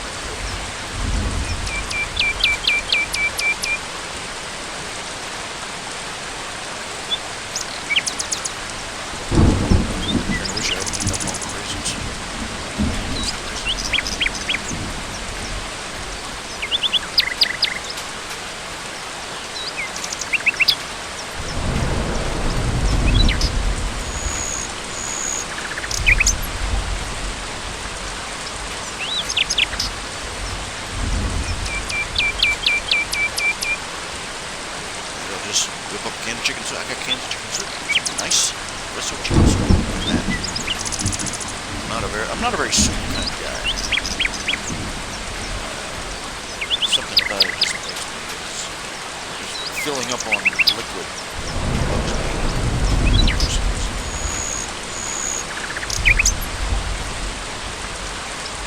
I'm I'm really disappointed in the ravioli people. You know, Chef Boyardee, and like, open up a can of that stuff.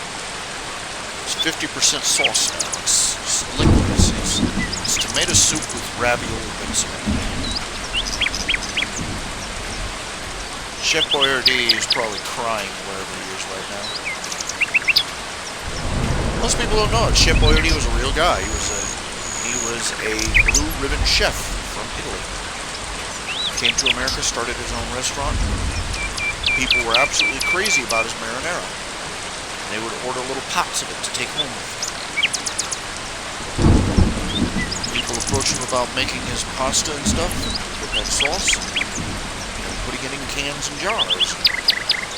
That was the start of his empire. He was on quality control until the day he died. You can almost taste the era in which he died too. It's downhill. Everybody's kicking quality to the curb. Some are being coerced, like McDonald's. They used to cook their fries and everything else they fried in beef tallow. And the chef can tell you, when cooking in beef tallow, that gets out the flavor really good. That's why their fries were so delicious, so good, golden, crispy, and tasty. But the health Nazis came around, and threw a screaming fit, and started whipping up the boogeyman, and all the bald ass lies they had about beef fat. And next thing you know, McDonald's is cooking everything in vegetable oil. And everything's soggy, limp, no flavor.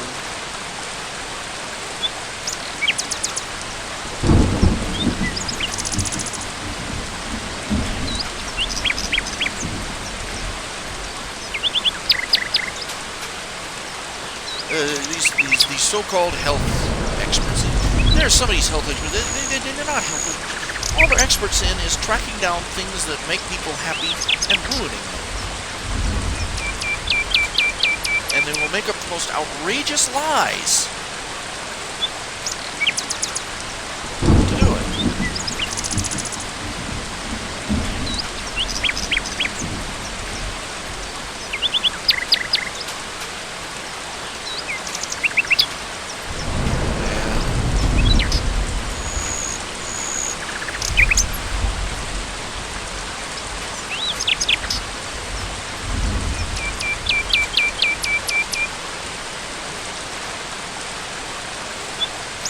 Used to be you could buy a pot pie and it would have filling. Last pot pie I had might as well have been soup. A couple of little diced cube bits of things floating inside it. It was all gravy. That was it.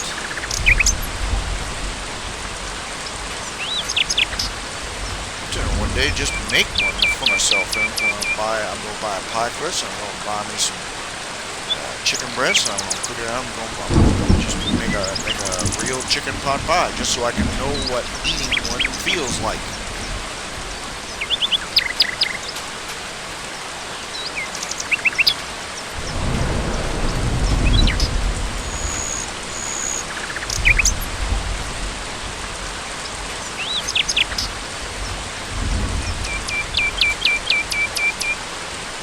Notice that I got last time I got some waffles. I've got a waffle iron. It's just I've never managed to make a recipe for waffle batter that makes good tasting waffles. I try and make waffle, and all I end up with is pancakes with facial complexion. But seriously, they just don't have that crispy, light something or other that real, properly made waffle has. I've been looking around, got to look up a proper recipe for making waffle batter. But I noticed I bought some, like frozen waffles. generic brand. I've tried the generic brands, and I've tried some Eggos, and they both have this. They have this sort of chemical taste. You know, especially if you eat one cold. You know, you're really hungry, and you don't really grab one. And sort of a chemical taste in the back of your mouth.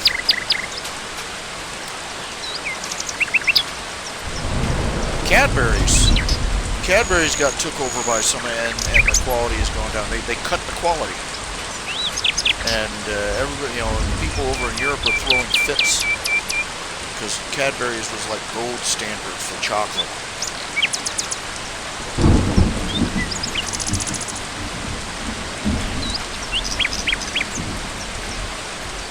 You find some rare, hard to find thing. It's delicious.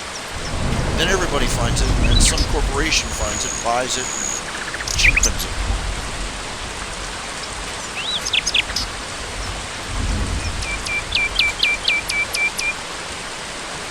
It's always a loss.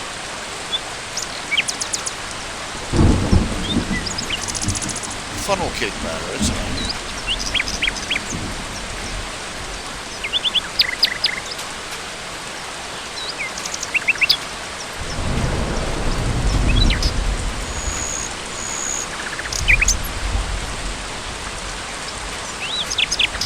Problem is, I usually manage to put too much batter on the thing and oozes all over the counter.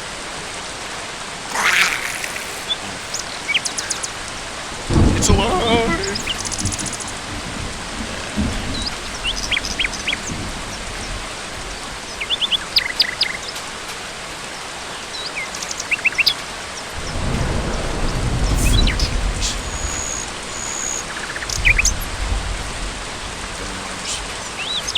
Gummy bears, gummy worms. But I really like the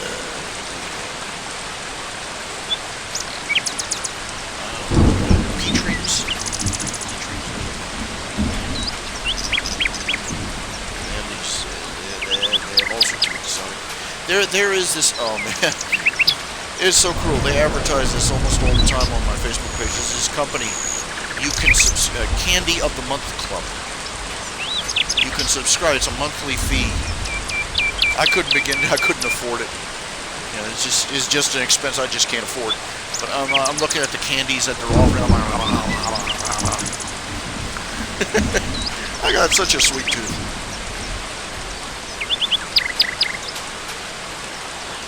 Every now and then, once in a blue moon, you know, once every few months, I'll break down.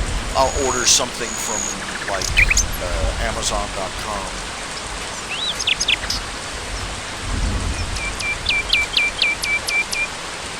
This will last me the whole month. And a week later, sifting through the wrappers, there's got to be a crumb left.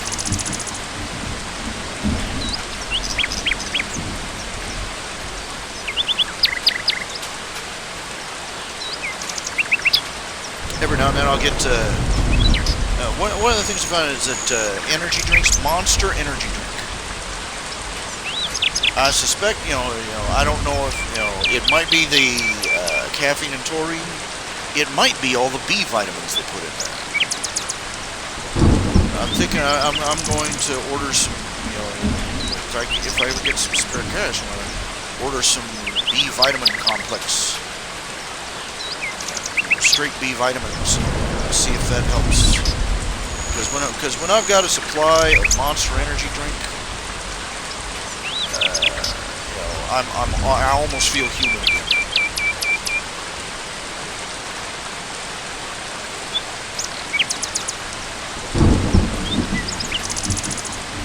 But it's dangerous because I know that if I could chug-a-lug it so easily. I like the taste. I like the taste of green Monster energy drink. What can I say?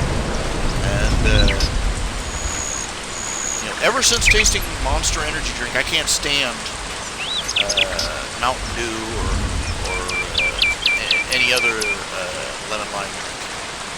If I got a bottle of lemon lime of any kind, Mountain Dew or Sierra Mist or anything like that, it tastes by the time I get to the end of the bottle, it tastes so bleh.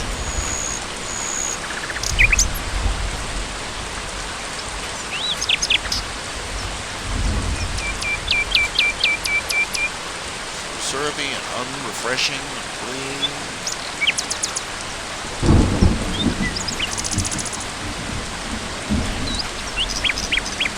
I'm doomed. I learned that I could order boxes. I could order a box of 24 candy bars for like $18.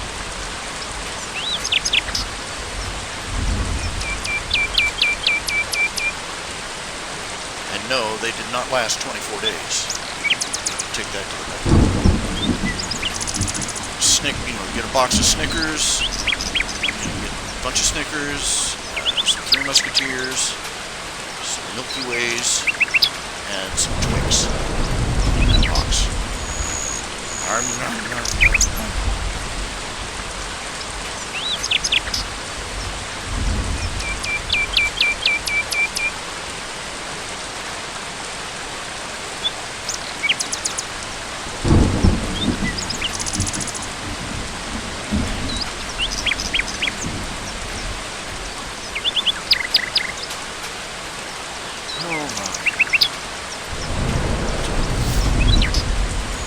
You ever had Jelly Belly jelly beans? You can order those by the tub. That's scary stuff right there. Jelly Belly jelly beans, man. Extraordinary. Buttered popcorn flavor. They're almost, they're almost like Bernie Bott's every flavor beans, except without the gross flavors. Because they have things like they have jalapeno pepper, chocolate, root beer. Buttered popcorn. That is a mind-blowing experience. You get these little white and yellow jelly beans, pop them in your mouth, and it is so buttered popcorn. I can't drink diet soda. I won't drink diet soda. For a very simple principle.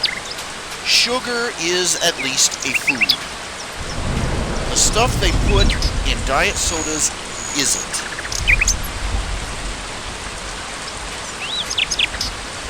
I've learned too many horrifying things about artificial sweeteners.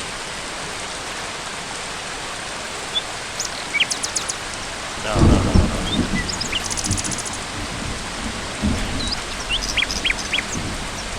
In fact, I found out that the artificial sweeteners can make you get fat too. Surprise!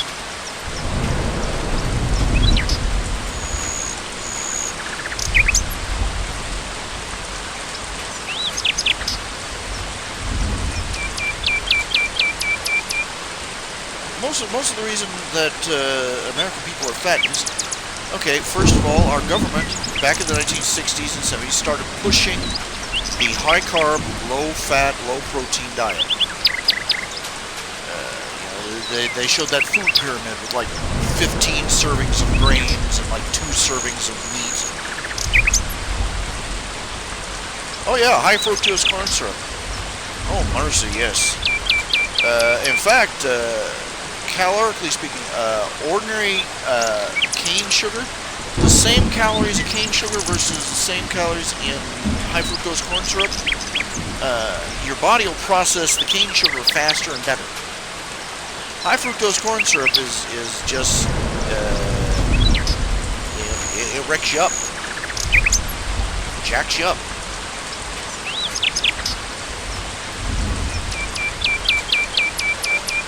Look at all, you notice that we're all being corn-fed. What they push? They took lard and tallow, beef fat, out of everything and replaced it with what? Vegetable oil, corn oil. They took all the fats out of food, and in order to keep the food tasting good, the people that manufactured it had to start putting more sugar in. But sugar, real cane sugar, we have all sorts of tariffs on. So they started using high fructose corn syrup to compensate for the loss of flavor. You take the fat out of a food, you're taking the flavor out. So they started putting high fructose corn syrup in. high fructose corn syrup, vegetable oil, white flour.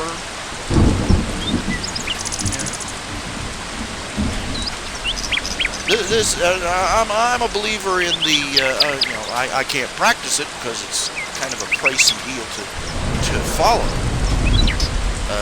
But I try to get a little more protein and veggies and a little less grains and corn syrups. I'm not successful. But the so-called paleo diet. The rule of thumb for the paleo diet is basically the harder it is to turn into food, the less likely it is to be good for you.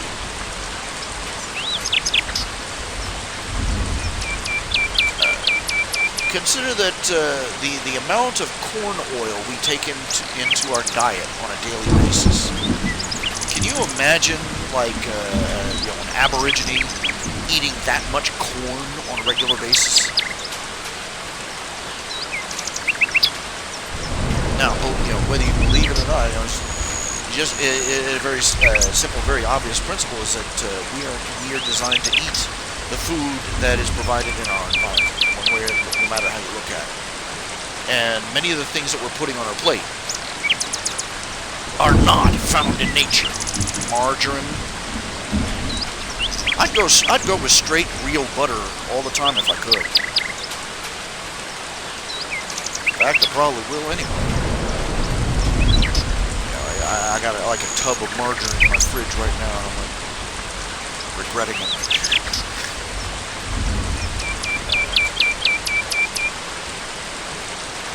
Margarine, we put corn oil, we put corn syrup. You remember trans fats? The new demon that everybody talks about. Ooh, evil trans fats. Trans fats were presented as a miracle solution when they first came out. Now we can cut down on the fats in foods. We'll put trans fats in instead.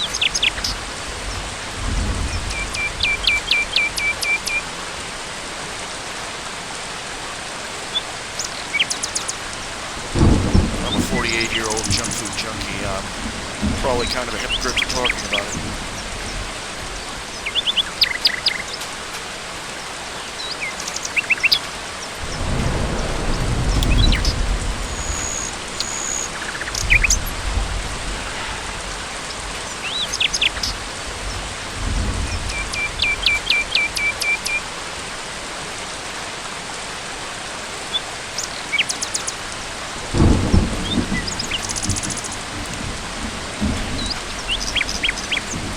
Wish I could go back, Wish I could go back. Of course, I'd have to go back to being and nobody would listen to me back then. Mom, you really don't want to eat that stuff. If you knew what I knew... Hush up and eat it. It's on your plate. Yeah. Remember Olestra? I remember Olestra. They introduced Olestra as basically the NutraSweet of fat. And then they found out that eating a sufficient amount of it gave you the runs. The flaming death Hershey squirts, in fact. And their solution, It should be no problem if you eat it in moderation. Which kind of ignores the reason they invented it in the first place, was not moderation. Oh my. Oh man alive, Olestra. Woo. Makes you wonder what NutraSweet's doing to us. Making us fat, that's what it's doing. They found out that artificial sweeteners trigger responses in the body that contribute to fat retention too.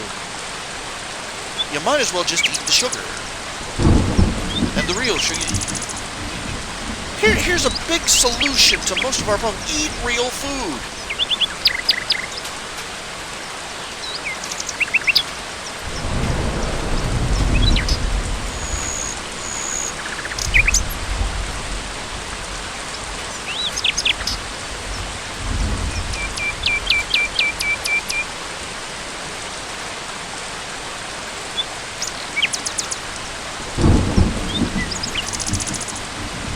course, this kind of ignores the fact that for most people, especially for low-income people, eating real food gets real expensive real quick. Now, I remember seeing, a guy made a pretty simple demonstration. He had 2 grocery carts. In one was a couple of fillets of chicken, wrapped in the bottom of the grocery cart. In the other cart was several bottles of some funky fruit drink, bags of chips, boxes of... Gee, I wonder why nobody's eating healthy. Funny thing is, they found out recently that, broadly speaking, the McDonald's cheeseburger is the healthiest thing you can eat. Over the course of human development, the best value for dollar, nutrition-wise, was the cheeseburger.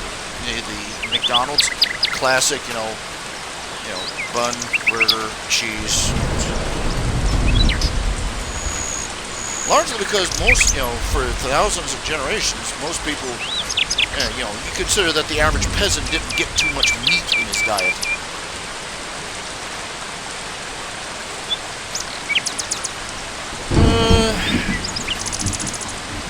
Eating healthy is, eating healthy and eating good.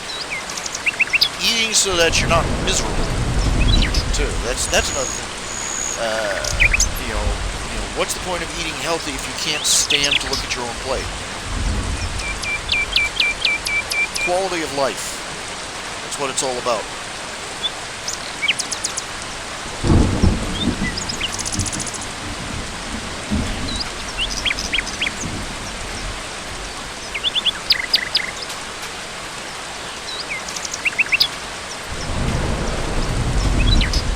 Funny thing is you ever heard this one? I can't believe, the poor people in this country are fat. Well, yeah, they are. Well, the problem is that we think of fat as being a sign of gluttony. It's also a sign of ill health. There's one nutritionist, he said they would go down into third world countries, Mexico and South America.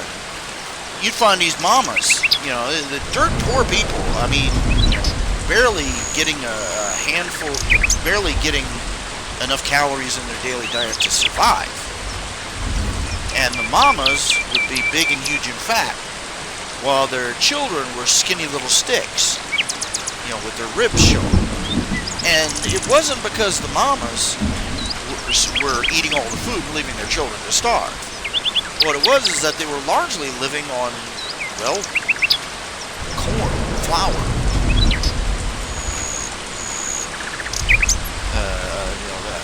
Heavy diet, heavy in carbs, and very poor in fruits, vegetables, and meat. Beans and rice, beans and rice, beans and rice. It was enough to keep them alive, but as they got older, it wrecked their metabolism and made them fat. They were literally starving on fat.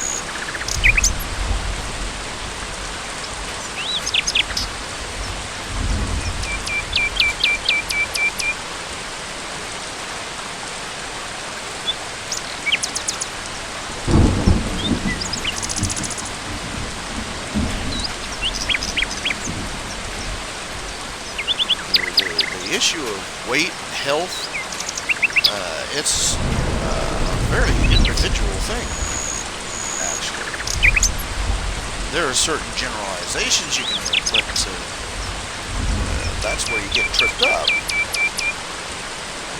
Because beyond a certain point, you have to take into specific account specific things about the diet, about the environment, about the average health of the person, about their genetic background, everything under the sun. Dozens of things you wouldn't even think of.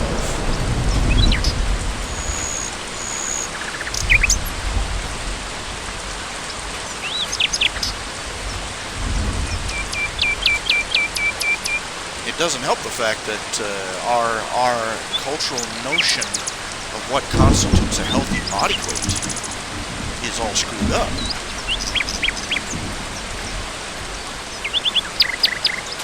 Here's something to think about. You know, those models, those fashion models you see on the runway, if you were to stand next to them, you would have to look up at their chin. The average model, the average fashion model, is about 6 to 7 feet tall.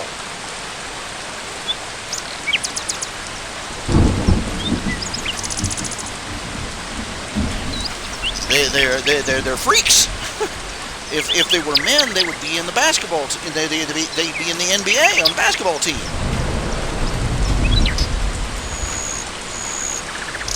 But those women's physical proportions are what presented to women in general in our society as being healthy.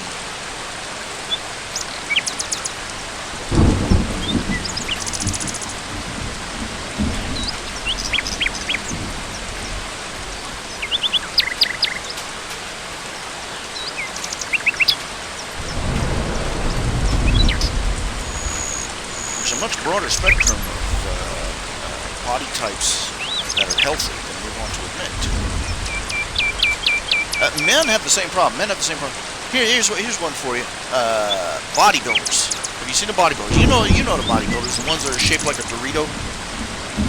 Wide shoulders, big thick arms, narrow down to that narrow little waist. You know, with those rock hard abs. That's not a healthy body structure. In fact, being built like that puts them at risk for back strain, hernias, ruptures, because they don't have any core body muscles. A real bodybuilder, a weightlifter, somebody who lifts for strength, they will have a more, the circus strongman type will have a more barrel-shaped torso. They'll even look kind of fat, and they'll have a healthy layer of fat, and they'll be barrel-shaped because they have their core body, their abdomen, their stomach, their back strong. So they can look at they could pick up a couple of those body lifters. The body sculptors, the bodybuilders, a strength-trained weightlifter could take a bodybuilder and fold them up double.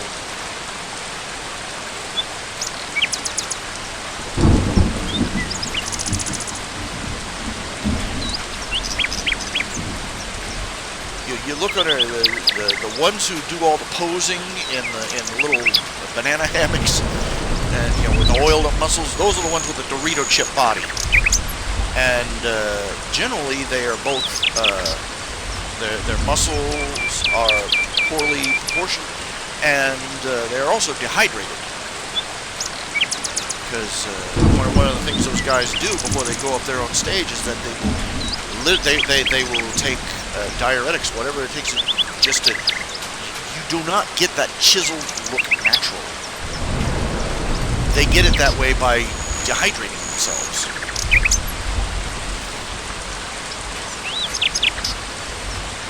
Meanwhile, you flip over a couple of channels on YouTube, you will find these guys that do strength lifting, power lifting. These guys are picking up tractor tires and things like that and flipping them over. These guys are built like grizzly bears. They look fat. And then they go over and they pick up a car by the bumper and carry it across the room, and you're like, oh.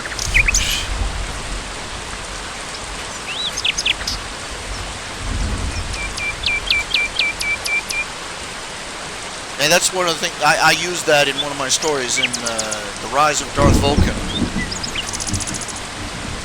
You remember Leo?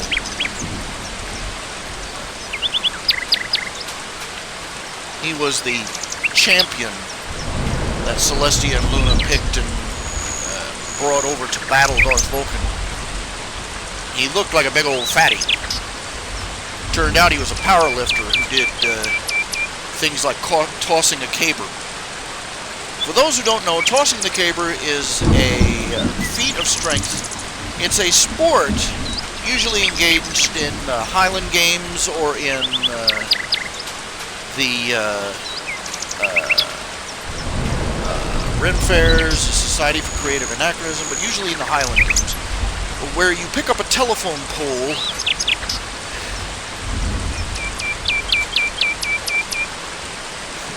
with your bare hands and toss it into the air so that it flips over and the other end of the pole buries itself in the ground.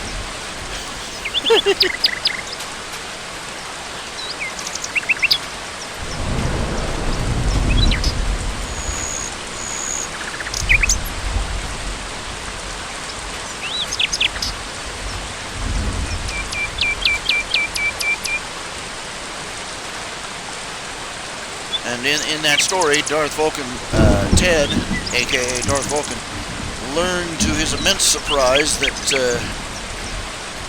the big fat loser geek wasn't exactly as Phoebe as he thought he was.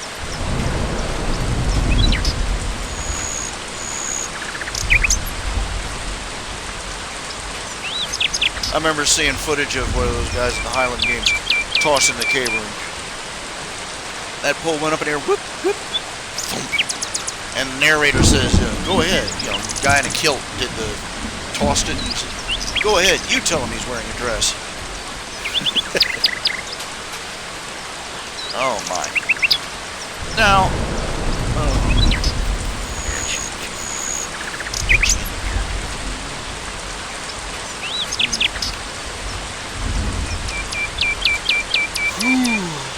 beg your pardon?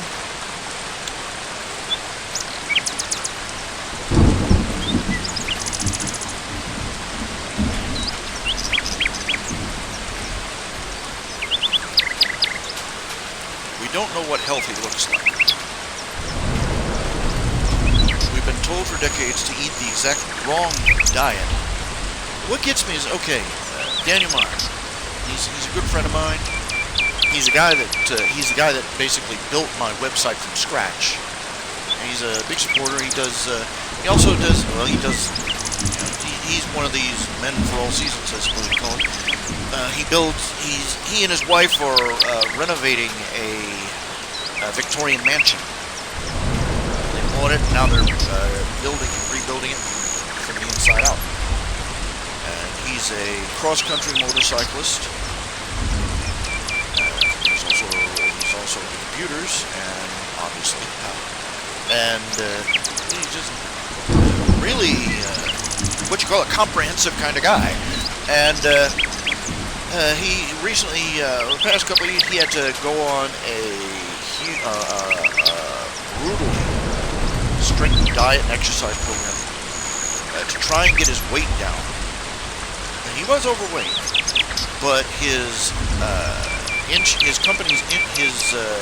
job's insurance company was screwing him over because they basically the insurance company basically expects them expects a 50-year-old to have the body and metabolism of a 20-year-old, or they won't cover most things. So he's been on this diet and exercise program, and he has slimmed way down. I mean, like he's half the man he used to be, so to speak. And he's doing great, but he's starting to buy a lot of things that I'm going, wait a minute. One of these things he's constantly talking about how fruit juice is bad for you because you got all that sugar. And I've noticed this has become a new thing among the fad dietitians. You know, they quit telling us all that eggs and milk were bad. Now they're telling us that fruit is bad for us. Do you know a glass of orange juice has more sugar than an entire candy bar? Well, yeah, it also has vitamin C, a few dozen other nutrients and material substances you need, not to mention fiber from fruit pulp. And the sugar in question is a type that your body can process much better than it can stuff in a candy bar. Comparing a candy bar to an orange, not even apples and oranges, so to speak. That's just ambient noise. Fructose is sugar. Yes, fructose, glucose, lactose, galactose, they're all sugars. But that doesn't mean the body handles them the exactly same way. Your body handles sucrose way better, for example, than it handles high fructose corn syrup. And it handles regular fructose, the fructose you find in a piece of fruit or in a glass of juice, way better than it does the stuff you find in a candy bar.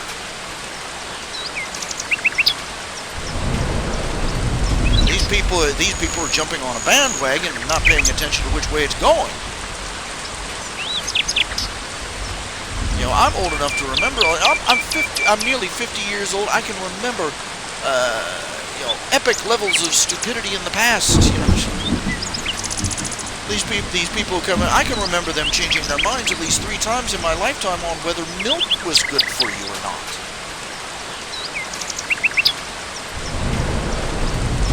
And then they come out and say, oh, this is good for you. And then they throw in about a half dozen qualifiers to try and justify themselves. Horse apples. And then they come in here and try and tell you red meat was bad for you. And then they try and tell you lean meat was bad for you. And then they try and tell you that you should be eating grazing like a bunny. And 99 times out of 100, the damn fool advice they gave was killing people. You need to go on a low carb, you need to go on a high carb diet. And everybody went on a high carb diet, and now we got obesity epidemic, diabetes all over the place. Yank the other one, it plays Jingle Bells.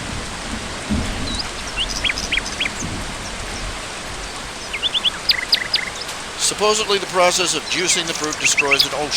Oh, hush! Get out of my face. It's juice! It can't get any more natural. The only way it could get more natural is if you climbed up the tree and gnawed it off the branch.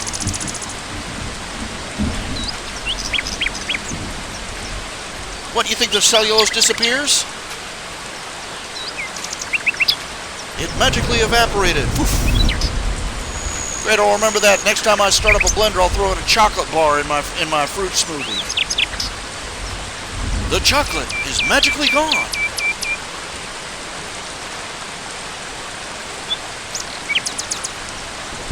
I don't need to be a nutritionist to know a damn fool when I hear one. That's damn foolishness. Get out of here with that.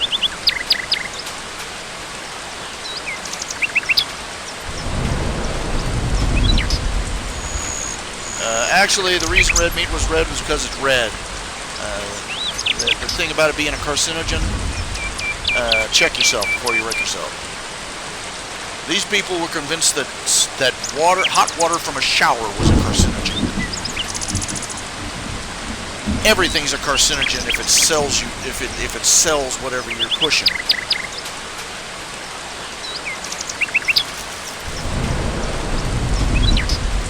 According to the nutritional experts, I died 5 years before I was born from carcinogen accumulation.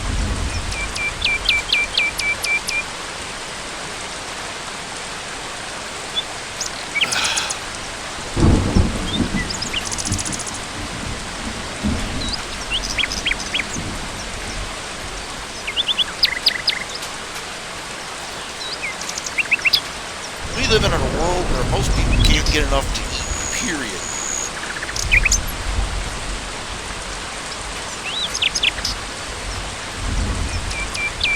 And we got idiots like this spend all their time trying to find a new way to demonize one of the 4 major food groups.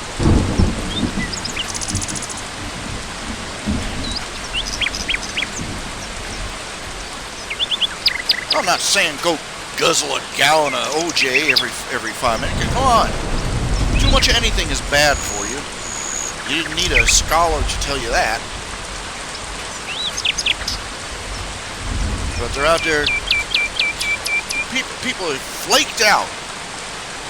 I remember the Alar scare. I remember the Alar scare. Do you remember the Alar scare? they found out that one of the things, there was a chemical that they sprayed on apples to protect them from bugs. It was called Alar. Now, this stuff was sprayed on them. It wasn't injected into them, first of all. Second of all, it got washed off before the fruit ever hit the stores.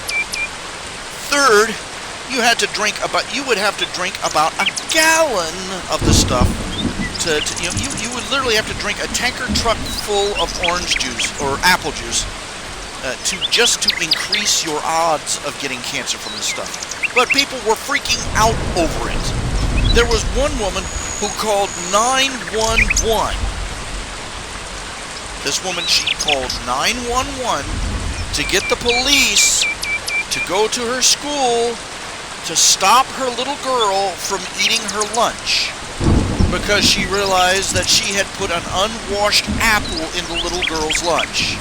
And she was scared out of her mind that the Alar was going to make her kid explode into a ball of tumors.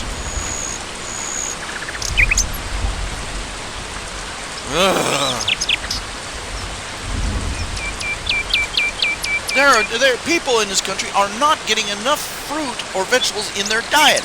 And now these people are coming along trying to demonize fruit?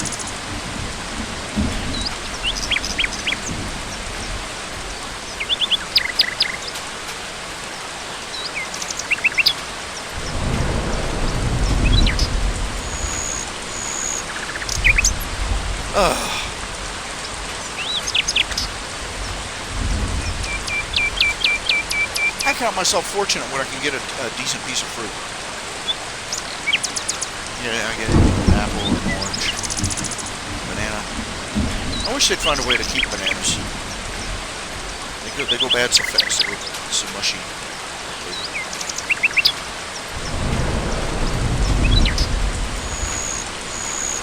I don't know why people bother with mangoes. They go straight from, hard as wood to rotten. I'm like, at what point was somebody sitting there in the brief nanosecond where those things are edible? But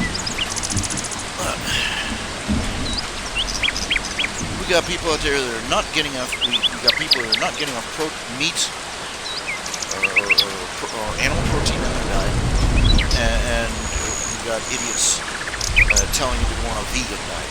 We got people who are not getting enough fruit or vegetables in their diet, even as juice, and you got people that they're, so much sugar in the It's not the sugar, for that matter. It's the type of sugar and how it's administered. Did you know that a slice of white bread will hop up your glycemic index higher than a tablespoon of sugar?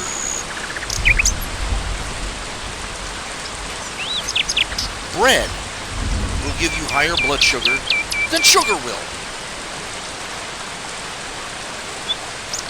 That should tell you that most of what these people are coming up with, they don't know what they're talking about.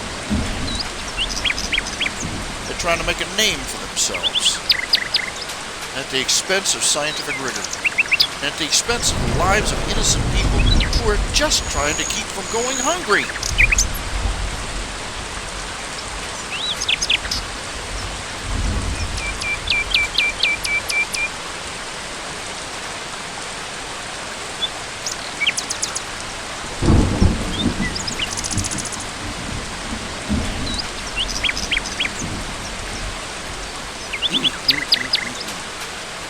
Oh, you found that crank and you yanked it, man.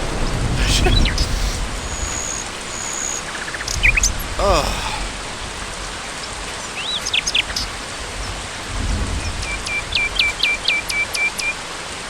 They found this out. According to what I read, orange juice will not make your blood sugar hike up. Or so they claim.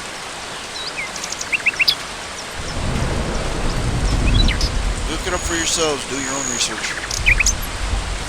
Really, I mean,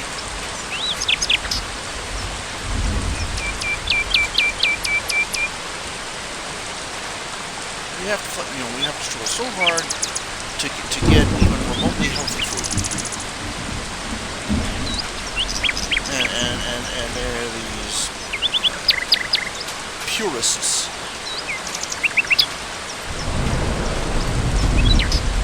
who have nothing better to do with their lives than scare people to death.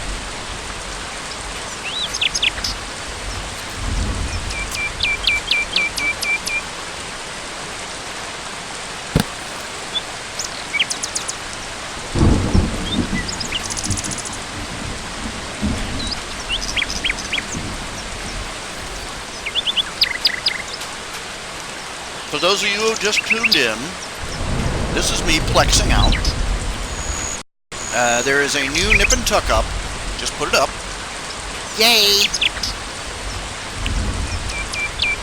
Let's see here. Idiot. Come on, computer.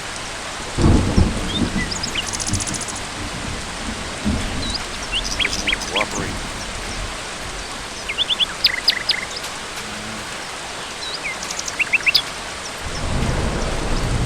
I think it's reaching that point where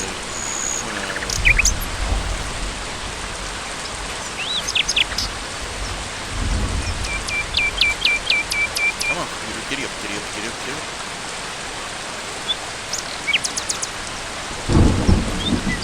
Oh my.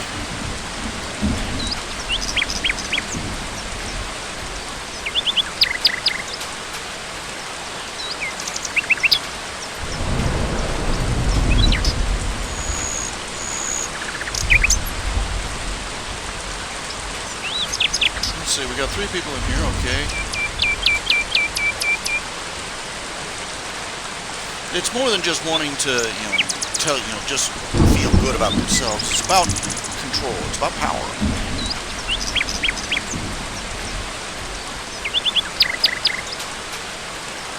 You would be amazed at the amount of political power mucking around with the health and nutrition issues get you.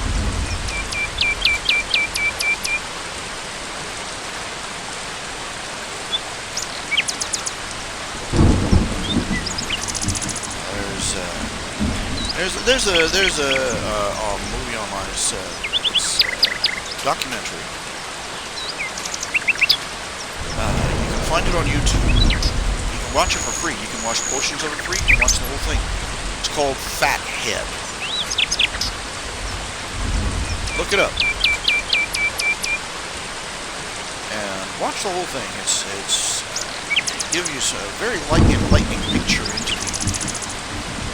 into the politics that went into the whole high food, the high carb, low fat diet scale.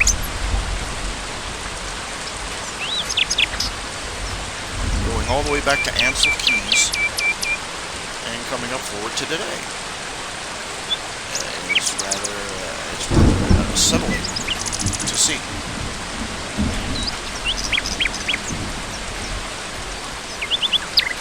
But even if you don't just, even if you watch something and you decide, and you still decide, the idea of, for instance, the paleo diet is completely wrong.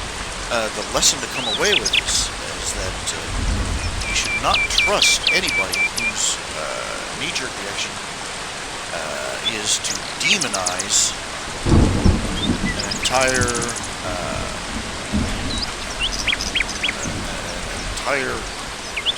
food group.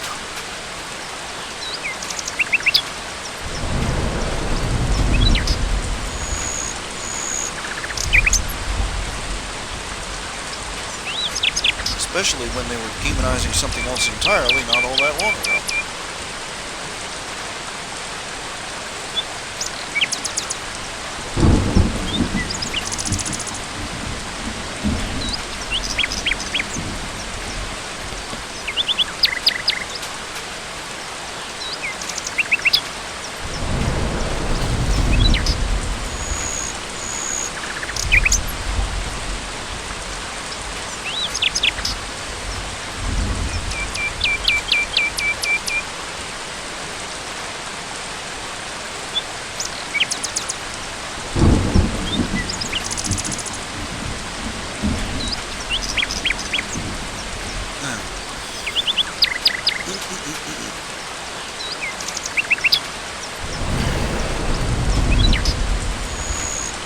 Okay, who all is in here?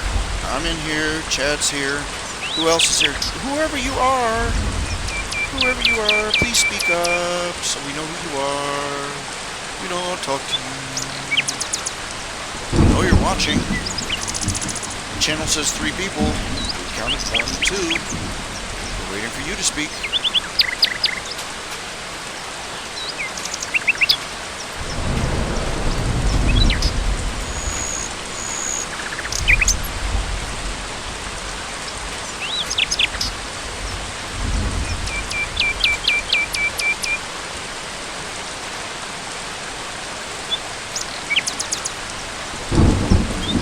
I'm getting run down. I'm ready to go down and lie back and go back to sleep.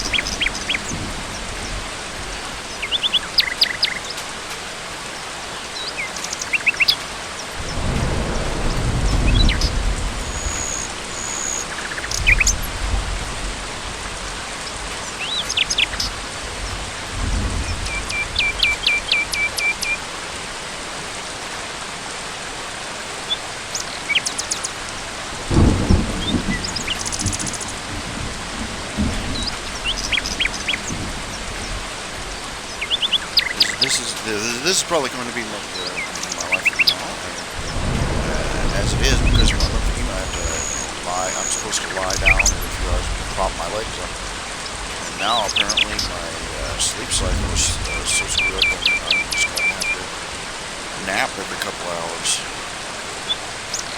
Squeeze my life in between crash outs on my bed.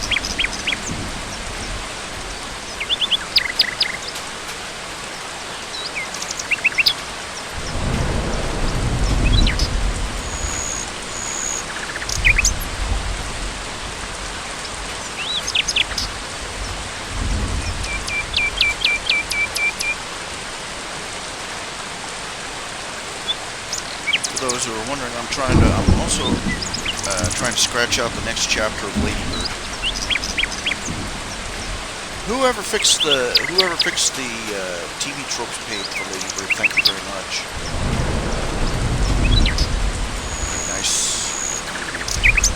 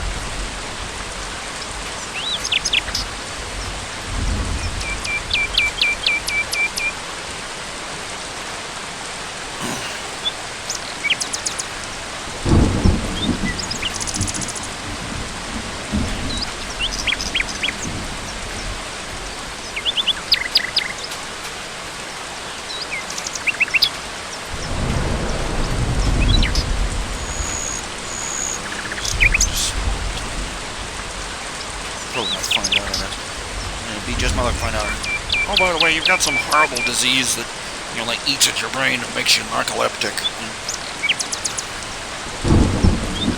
The TV tropes page. Well, the TV tropes page for Ladybird was kind of screwed up. There's a page for Ladybird, my fan fiction, and there was also a page for Ladybird, a drama movie, humorous drama movie that basically nobody's heard of, and the links between the two were all mixed up. They were garbled together. So somebody went in there and fixed this, as Ladybird, parentheses worm fanfic, separated them out.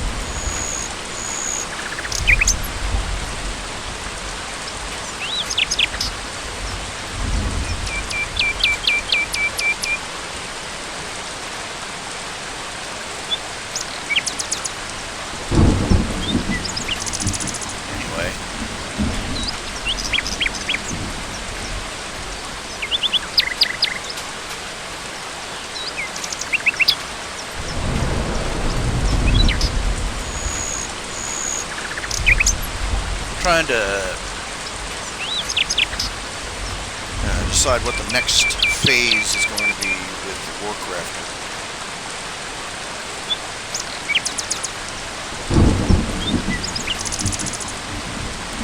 No, it wasn't outdated links. It was links from one... there were two different pages. There was one page for my fanfiction and another page for a B-movie that came out someplace. And they got tangled up together. The links between the two got mixed up. There were links to Lady Bird the movie on the Lady Bird the Worm fanfiction page. It was just garbled up.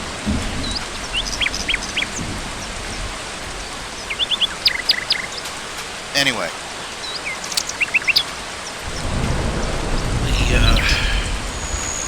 and there are so many things that in Worm, the original canon, that could go wrong. Okay, usually the usual run with fanfiction writers is that they have the Slaughterhouse 9 show up. Sort of predictable. But you also got the Slaughterhouse 9. You got the Teeth. You've got the Elite. You've got this one group of parahumans that worships the Endbringers, and you've got just all sorts of awful things all over the world with Worms. So deciding what's going to be dealt with next and what's going to be a problem next.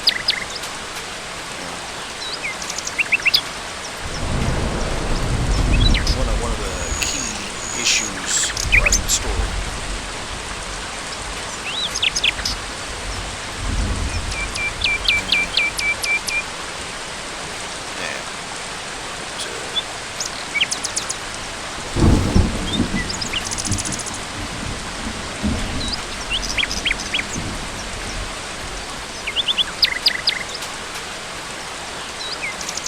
The Fallen is a gang that worships the Endbringers. That's the first thing. The question is who's going to show up. Who's going to show up first and why? Right now they're in a precarious situation because, okay,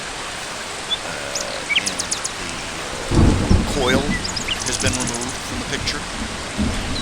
The merchants, the drug gang, have been removed from the picture. And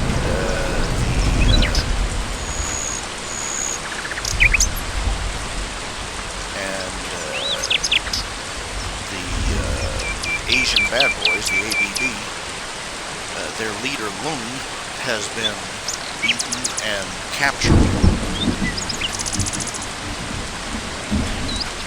So they're on the back foot. That leaves the Empire 88. The Empire 88 is the neo-Nazi gang that has basically more superpowered members than any other gang in the city, including the Protectorate.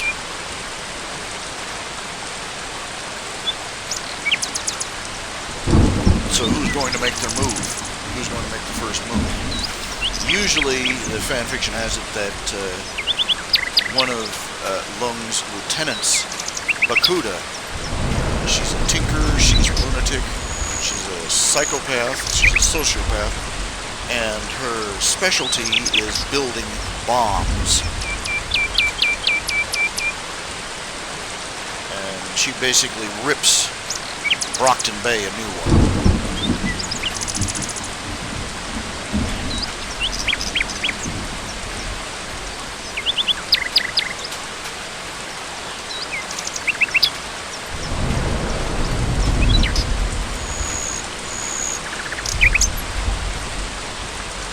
She starts blowing things up and says, "Release our leader, or I'll keep blowing shit up." You know? Not the most sophisticated thinker.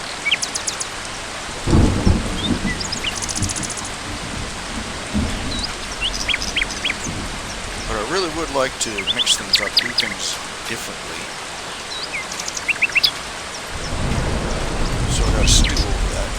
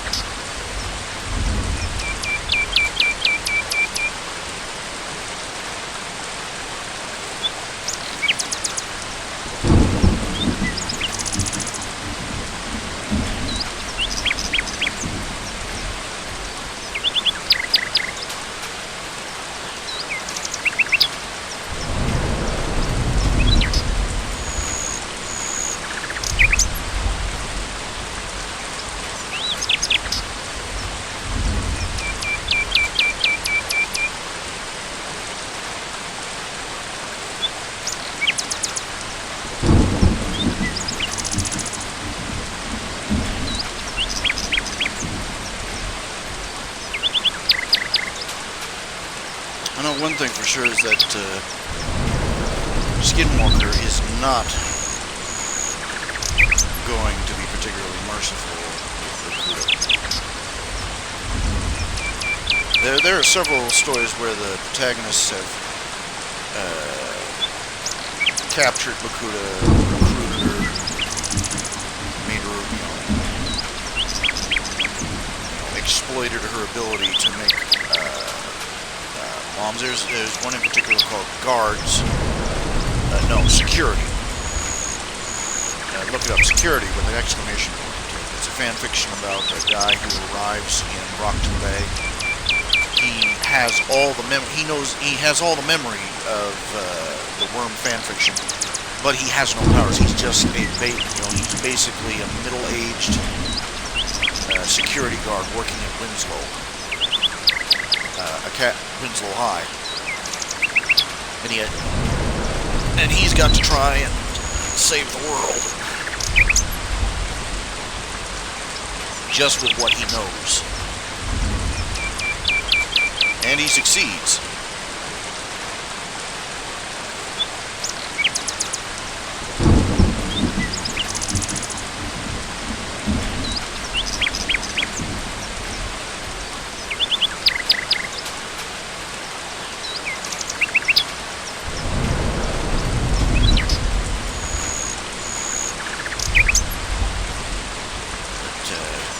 At one point, they capture Bakuda, and he basically uses her in a plan to defeat Skyen.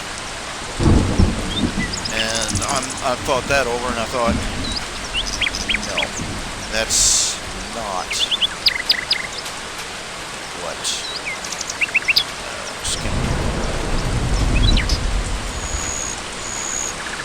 because at that point in the story, at the point where, usually at the point where the protagonist encounter Bakuda, she's already murdered countless people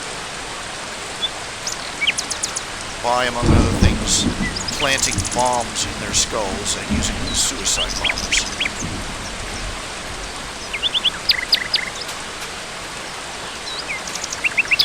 So, okay, Chad, well, you gotta go do psycho counts. Catch you later then. You have a good day.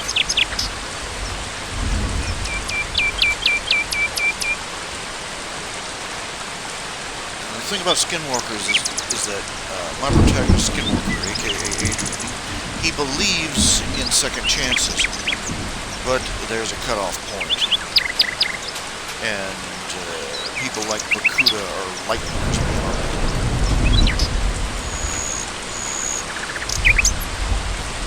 He helped out the Undersiders because basically they're just a bunch of kids who are basically arm-twisted, strong-armed into being criminals.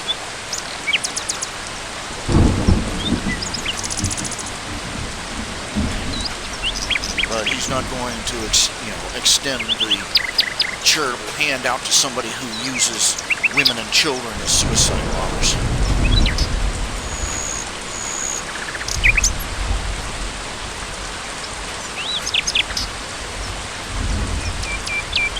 He's got no use for Cauldron.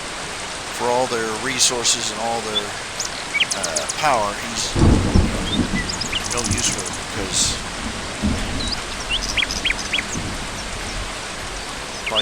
by their fruits you shall know them, People who think and act like that aren't liable to change their stripes. They aren't liable to change how they do things.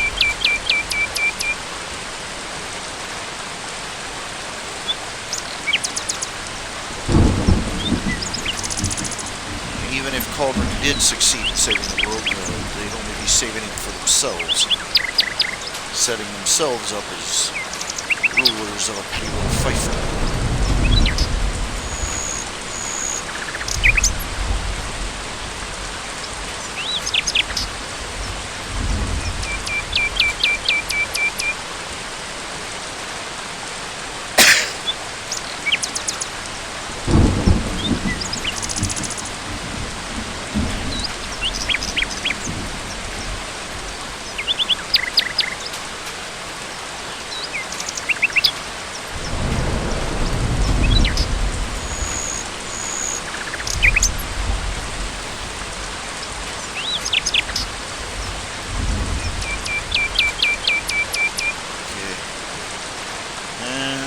catching you later as well, Eric. You gotta take care of yourself.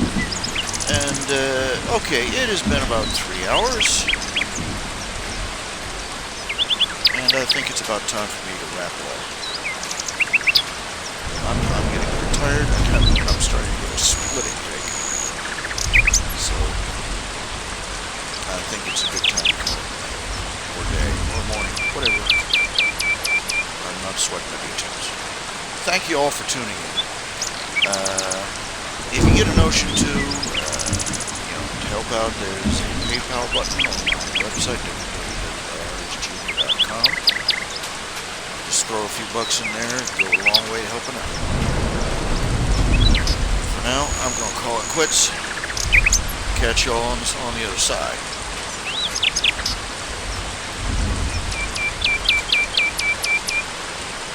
This has been another broadcast of Speed and Squeezes.